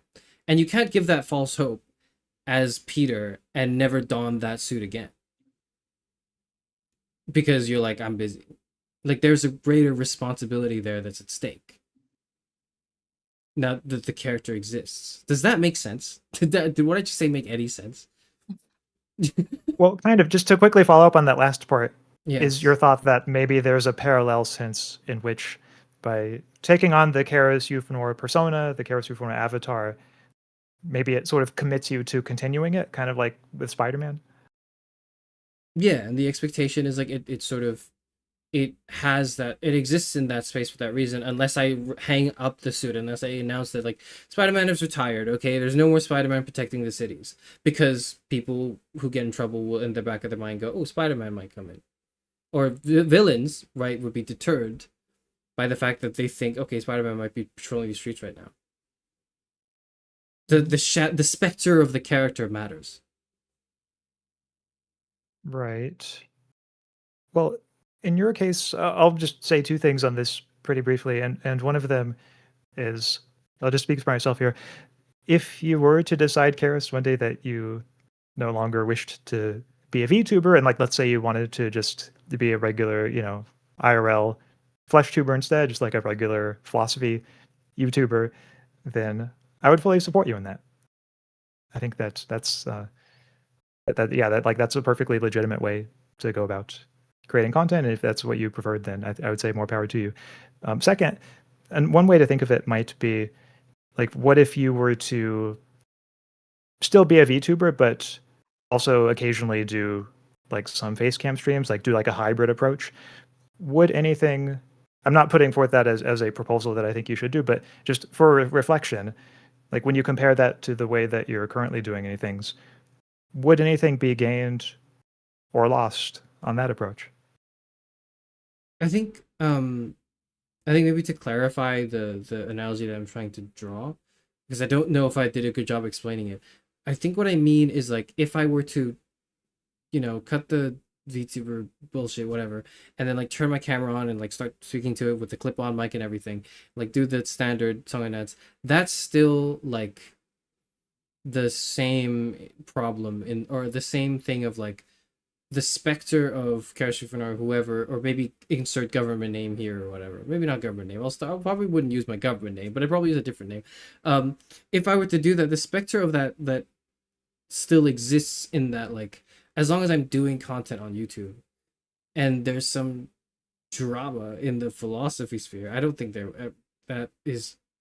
Oh, I felt so gross saying those words too. But it's like, if there's if there is some, like, if there's something, it's like there's a pressure to comment on it, and you can just say like you don't have to, like, there's no obligation to do it. Yeah, there's no obligation for Spider-Man to like save the neighborhood in a very like strict sense. You could perhaps argue from the angle that like, okay, well, great power, great responsibility, or whatever. But like, it generally, there's no like moral demand that's like he must do this, imposed upon him by like society. It's imposed upon him by himself, by his own beliefs. But I feel like if you were to earnestly call yourself like a philosopher, or take yourself seriously enough that you would call yourself that online, like, you should be expected to be able to deal with those issues, or to deal with those things, instead of just going like, nah, I don't feel like it, I'm gonna stream Road to Empress 2 and then just fuck off. Like, I don't feel like I could do that. And I guess this ties back into the whole suffocation that I described earlier. Mhm. I mean, I kind of just think that, like, with great power comes, great responsibility. And if you have this name and this mantle that you are, afraid that you might not live up to, why not just live up to it? I think you have it in you to.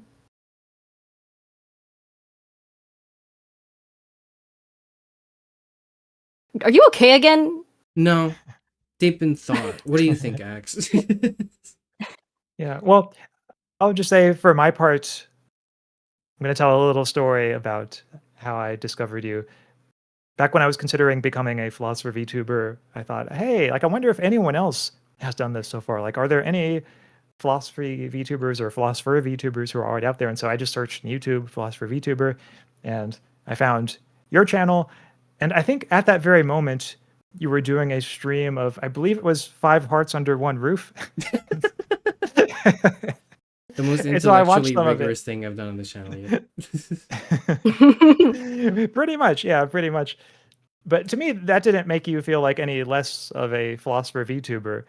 I was just like, oh, okay, like, he also does, this kind of stream. No more than like let's say if I were to like run into someone and they were like, having coffee with their friends at a cafe, and I were to learn like they just got out of a philosophy conference. Like, the fact that they weren't doing philosophy in that moment that I met them wouldn't, to me, seem to like make them any less of a philosopher. And so I think, yeah, having non-philosophical streams alongside of the philosophy streams, to me, just seems. I don't think anyone would any viewers would question the compatibility of that with being a philosopher. Now, I think you're absolutely right when you say that calling yourself a philosopher maybe comes with a certain mantle of engaging with difficult questions that maybe most people would find tricky or daunting or sometimes uncomfortable. But it just seems to me, you can tell me if I'm wrong about this, it seems to me that that's just who you are. That's your nature as a person, I think, to occasionally delve into questions like that. So if maybe one way of putting that is like, I think that you already are very much living up to that label of being a philosopher VTuber. When you looked up Preach. Even if you VTuber, did you find anyone else? The only others I found were people who maybe did not quite use the label philosopher VTuber, but they might have occasionally like mentioned in their description, their channel description, like, oh, like, I also occasionally do philosophy. And sometimes I would look through their videos and like there didn't seem to be any of them that were about philosophy. And so those creators, I just kind of thought, okay, maybe philosophy just like, isn't quite as big a part of their channel identity. It seems to me for you, though, that like even if you weren't sort of branding yourself as a philosopher, I don't know, for some reason I'm just inclined to think that the streams would naturally go toward philosophy in the way that they've been. It might not be like a straight up philosophy lecture, but maybe it would be, raising philosophical questions or points about whatever games you might be playing or about whatever comments people make in chat. And to me, it seems like that would be just sort of a sign that, like whether you call yourself a philosophy VTuber or not, I think that's what you ultimately are. Yeah. Why do you? Because I don't know why I don't know why I do this. But why do you do this beyond perhaps the moral justification, or like well, it's for the goodness of society, or like, it's an educational domain? Why do you do it, like, for yourself? What compels yourself to do it for you? Or do you do it for you at all? Or are you just doing it for New York City, right? Are you just Spider-Man for New York City? Is there any part of you that's like, I'm doing Spider-Man for me? Well, I think for me, I would say the kayfabe and the storytelling I do find a lot of fun, and interacting with viewers and just the whole performance aspect of it, I think is fantastic fun. And so there is that aspect of it, of doing it for me. But I think an equally or more important reason for me is just that, yeah, I like to think that this kind of content can foster understanding of deep issues, deep truths that people sort of are grasping toward, and or at the very least help people to come closer to understanding or move away from misunderstanding, helping people to become stronger thinkers, including myself, helping myself to become a stronger thinker by considering others' thoughts, others' objections. And that to me seems like something that is intrinsically valuable. So I guess for me, it's maybe like roughly equal share of those two. Like, should I answer? Like, I'm not clear if that was directed to me, or like, are women not allowed to speak here? No, not the second part. Yeah, The first part. The women are first not part. The allowed first to part. The first part.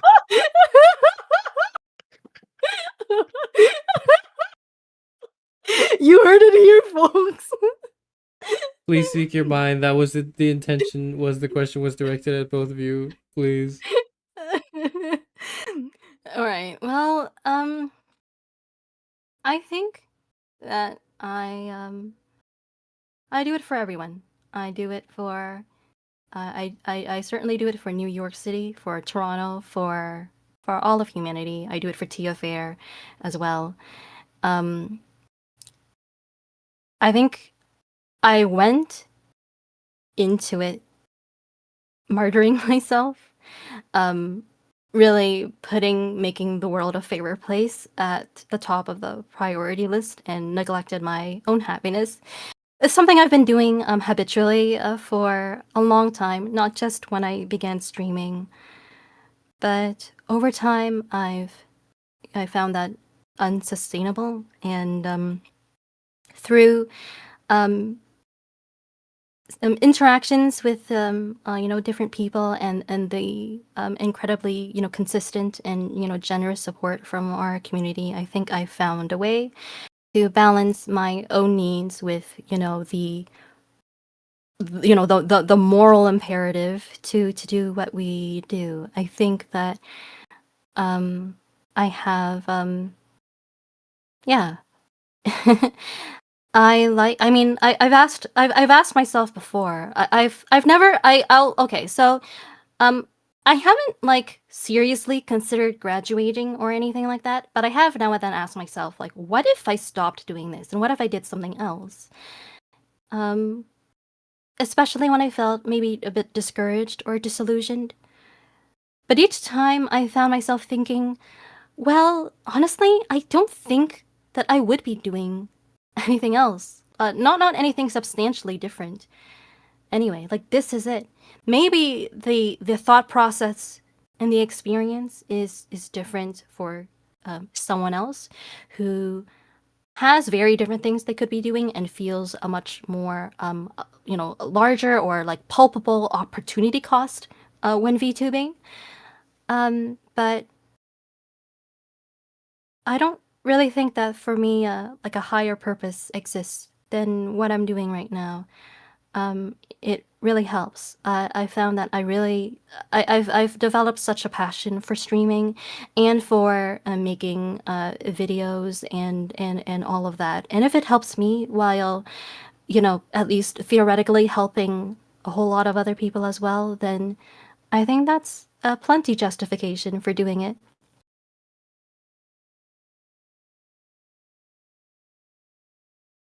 I guess it's enough to help people then. I guess it is.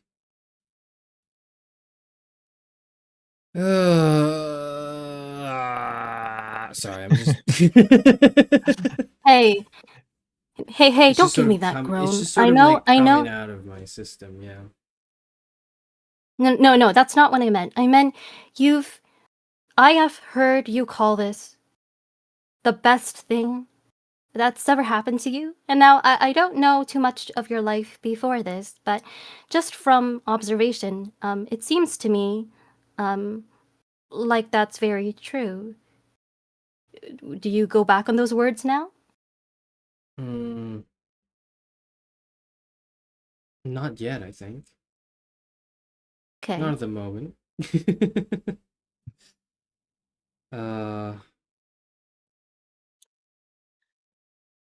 I don't know. I don't know. I could I say think that's more. okay. It's okay not to know. You can say more if you want to as well. Oh. Thank you, Yeah, go ahead. Thank you, So I guess women aren't allowed to speak, huh? No, All right, go. Okay. So I think that it feels to me as if we've maybe like the glut of the conversation has already run its course, and where we've kind of like um I think we've each gotten a chance to lay out our stances on this whole discourse. I think there's been a bit of like Axe and Tia versus Charis going on. And if I say so myself, I think Axe and I have each brought forth some points that I think are very compelling. Some of them I think overlapped very greatly, which I think just lends further credence to their validity. And since Axe brought it up earlier, the story of how he met you, of how he found you, I do want to something I do want to like call attention to is the fact that I think that because earlier I asked you, okay, well, in light of all the many reasons to be a philosopher VTuber that have been put forth, what are the reasons, what are the anti-reasons to be a philosopher VTuber? And it seems to me that a lot of your anti-reasons are more, I guess, personal feelings rather than reasons that are truly grounded in evidence. They are maybe they're more grounded in evidence because I think the evidence says that being a VTuber is very good. Now, I think perhaps you may be looking more for like artistic or intrinsic reasons as to why VTubing is good, as opposed to just being a flesh tuber. And I don't know if I'll admit, like off the top of my head, I don't know if I can think of any, but I'm not really sure how much that matters. I mean, I certainly, I have, like, I think Axe and I both have some extrinsic reasons that are nonetheless incredibly valid, like not wanting to, do our hair and makeup and like wear a certain thing. Like, that's very valid, I think. For me and for some other people out there, another one is the fact that in addition to just regular concerns about doxing and anonymity, I'm an abuse survivor, and hiding my face and my name in this way gives me a way in which to avoid discovery by certain ghosts from the past that I very much want to distance myself from as someone who has been through a lot of trauma. That makes me, VTubing keeps me extra safe compared to people who don't have that past. And like, even besides that, I find it a little hard to question the merit of VTubing as our medium. Once again, when I look at and think about the community that we've built and that you originated and in which you definitely should, get credit for, and that, Axe and I have, just helped to further expand and enrich. And there have been some, comments in chat that spoke to this that I do want to highlight. They were from quite a while ago, but let me just take a minute to look for them. Yeah, it was one much earlier, Bello said, having worked in marketing for some time, I do think for an independent publication, you guys having 10% CVR/retention on your content, even if you don't have the best visibility in the market, is impressive by any standard, and certainly something you'd write explicitly in a CV, which I really appreciate it as a comment, though honestly, I am not sure if I will ever be in a position to want to say that I was a VTuber on a resume.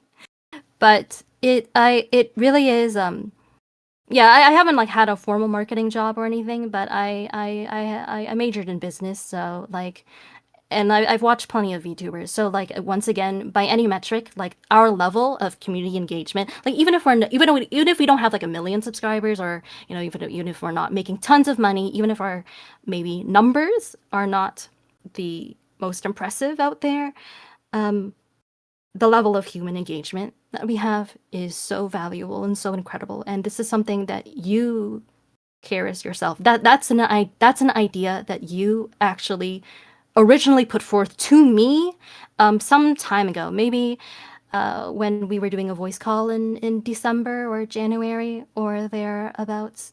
And I think that's something I'd still like to hold you to. And I think like, and in conjunction with Max's story about the way he found you, I think like we seriously have to ask ourselves, like, if we were not VTubers, one of us or all three of us, like, what could we lose, or what could we have never have gained in the first place? Perhaps everything, all of this, and that's frightening. Perhaps it is the medium of VTubing that is the reason that we found each other. And maybe it will be the reason that we will go on to accomplish many more things in the future. It's, we've yet to know, but like, I think that's both frightening, and it also makes me so grateful that all three of us independently of each other chose this. It's just the most amazing serendipity. And I think that, I really want you to ask yourself what you expect to happen if you take off the label of philosopher VTuber and, and I don't know, just be a more generic VTuber, I guess. Because like, for one thing, just from a strictly from the standpoint of like optimal marketing, as a content creator, you have to brand yourself somehow. And then, why not philosopher VTuber while you're at it? That seems just as fine a label as any for our purposes, given the many arguments that have been bandied about today. And, you have, I think, expressed some skepticism over how much traffic, meaningful traffic, is actually being brought to you by that label. I think I recall you were saying that, people who find you, they just, they get disappointed and leave, and anyway, and the people who are here, they find you like regardless or something like that. But I don't yeah, I have serious doubts about that, because while it is true that um,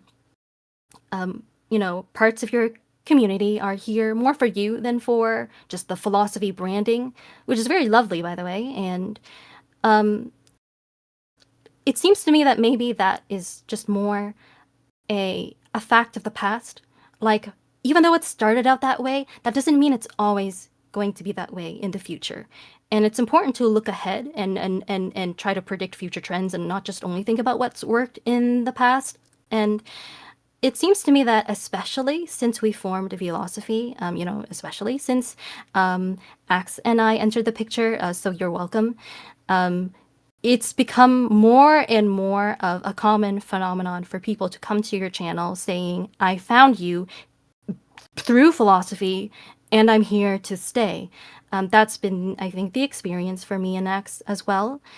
And if anything, I would like to say that that is going just to be the trend more and more often in the future, where if you take off that label, sure, maybe you gain a little more certain peace of mind, a little less pressure, but all three of us stand to lose so much. What if there are literally people here in this chat today, at least like one or two people who have said like, I found you through philosophy. Like that there's living proof like from today. And we really have to ask ourselves the question of like, what if by taking off that label it means that the next Axion or the next T or the next whoever, you know what I'm saying, doesn't find us?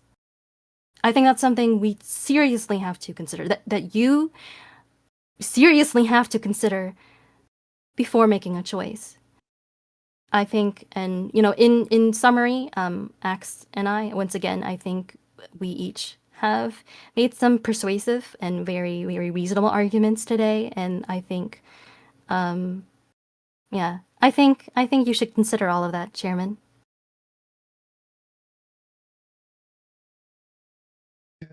I should too. I think I should too. It's. Did you have any? Do you have any thoughts as well, Axe? I do agree with you that there are some challenges of being a philosopher VTuber, and I think even some challenges that are in addition to the ones that have been explored today. I also think that calling oneself a philosopher VTuber for someone who does the kind of content that you do, I think there are good reasons to call oneself a philosopher VTuber. But at the same time, I do want to reiterate what I said earlier about how this is ultimately your decision, Charis, and I will of course support you in whatever you decide. But I do want to say I really appreciate the way that you gave us all the opportunity to discuss this on stream. I think it was a very interesting, very fun discussion. And these kinds of things, I think, benefit from being talked about and being thought about in this way. So I think it says a lot about you that you were even open to having the discussion on stream. Thank you. Thank you both. I think I'm persuaded. I think you guys are making a lot of sense. I see where you're coming from.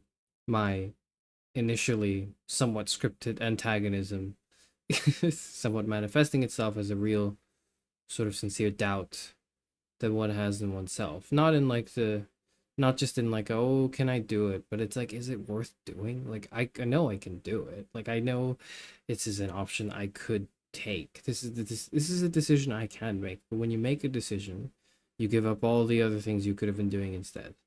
And all those possibilities, it's, I think, natural to always think and go like, is this the best one? Like, was this really the best choice? Do I regret this choice? Will I regret anything? Regret, as it seems to me, is inevitable. And one way to do that, one way to channel that regret is by clicking go live and then ranting for 2 hours to people who should be doing something else more productive with life. Thank you for joining me. I'm relatively persuaded and convinced. I think this is good. I think I'll probably keep the tag of Philosopher VTuber in there. That was what was at stake. I don't think I actually mentioned this in the beginning of today's stream. I mentioned it when we were sort of preparing for the stream like a few days ago, but I didn't mention it to you in the audience today. But the outcome of today was supposed to determine whether or not I actually remove the label of Philosopher VTuber from my channel, because I just, for a long time, I realized like I'm sick of it. I'm a little sick of it. I'm looking at it, I'm like, this doesn't vibe with me. I don't know how to feel about it. I don't know how I feel about philosophy and content in general. And I think I've gotten my thoughts across. I think you guys have as well responded to it in a way that is sensitive to where I'm coming from, but also giving me, like, I would say maybe a more hopeful perspective on what that could be. Let's see that hope in fruition. Let's manifest it. Thank you, Tia. Thank you, Axe, for joining me today in this wonderful Vlosophy stream. I'm Charis Euphranor, and we're going to go now. Goodbye. Wait, really? Yeah, we are. We're gonna go now. What? Why? I just, we'll come back. I'm sure we'll come back, but we'll go, right? Hey, wait, but okay, you, okay, okay. I think this needs to be said. It won't sit right with me if it's not said. Okay. So, you guys at home, were you aware of the fact that this boy right here to my side has been through a lot this past week, and that's why he had that crash out on in a privated stream from a few days ago, and he's been keeping it from you because he has this like weird obsession with being the unsung hero that I've noticed in him since about we first met. And that's why all of that happened. And that's why he keeps his friends and his viewers needlessly worried about him. Now, I am not going to say on his behalf what exactly was that thing that was worrying him, but Charis, is there anything you'd like to say about that? No. If there's anything I would like to say, it would be that I watched The Amazing Digital Circus today, and for a while I was like, why are you drawing me as Jax? And then like I watched the whole series. I was like, I know now why you're drawing me as Jax. I think I understand it. I think there's like a little bit of reflecting I need to do on that. I don't know how that's going to manifest. I don't know what to do about it. And I don't know how I feel about it all. I think it's been a wonderful 2 years, and I'm very grateful for what has happened. And I'm very grateful for what has been, what I have been able to achieve, what we've been able to achieve, what we've been able to do as Philosopher VTubers, as people online who talk to each other, and that this is an unforgettable experience. It truly is. That's what I have to say, I think. I would like to add on that, Charis, and that was beautifully said. Thank you for expressing that. I think you are like Jax in his best moments. I think you are the best.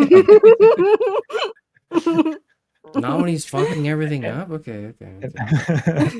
That's right. And also, we better see a Road to Empress 2 stream. I think I speak for all the viewers when I say I really that. keep bringing that up, don't I? Like, I just have to not stop. I've not shut up about that.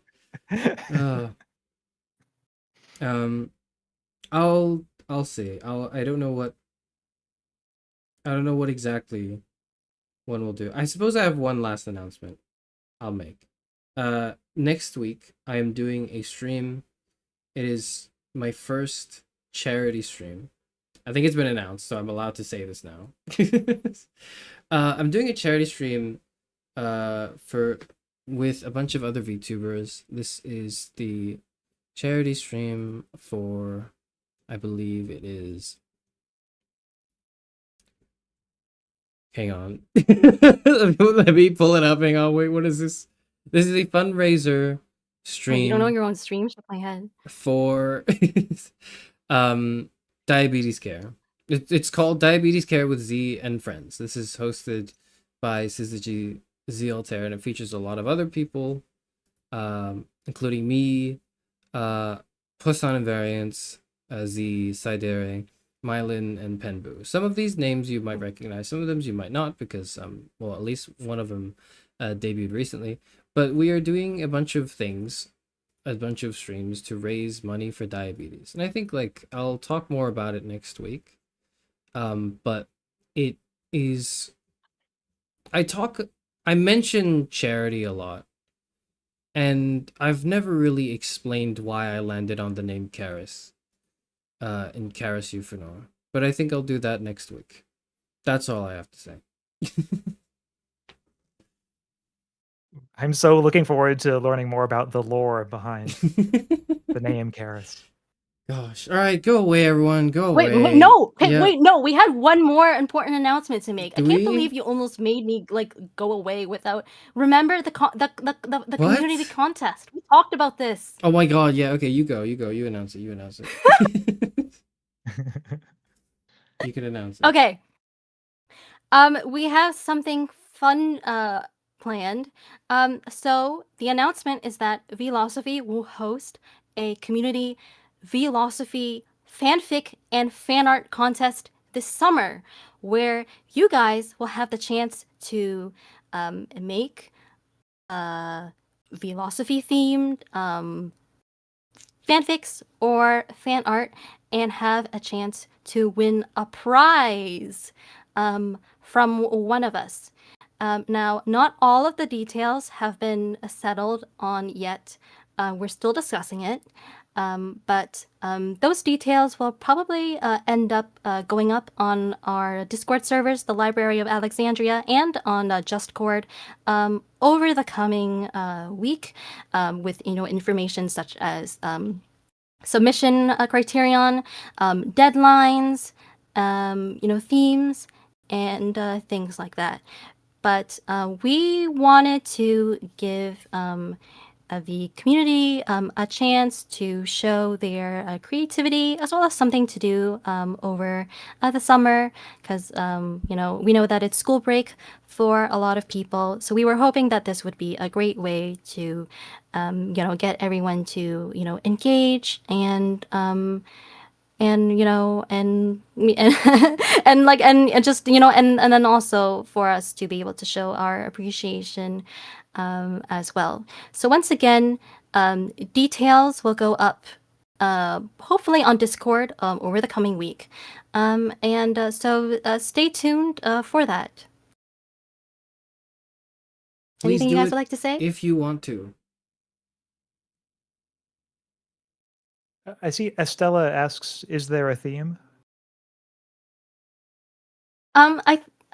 I think the theme, maybe there'll be more elaboration on that later on, but I think so far the theme is just basically like Vlosophy. Like, so it has to, so should I no okay maybe should I have just saved it for Discord? This is gonna be awkward to sing on stream.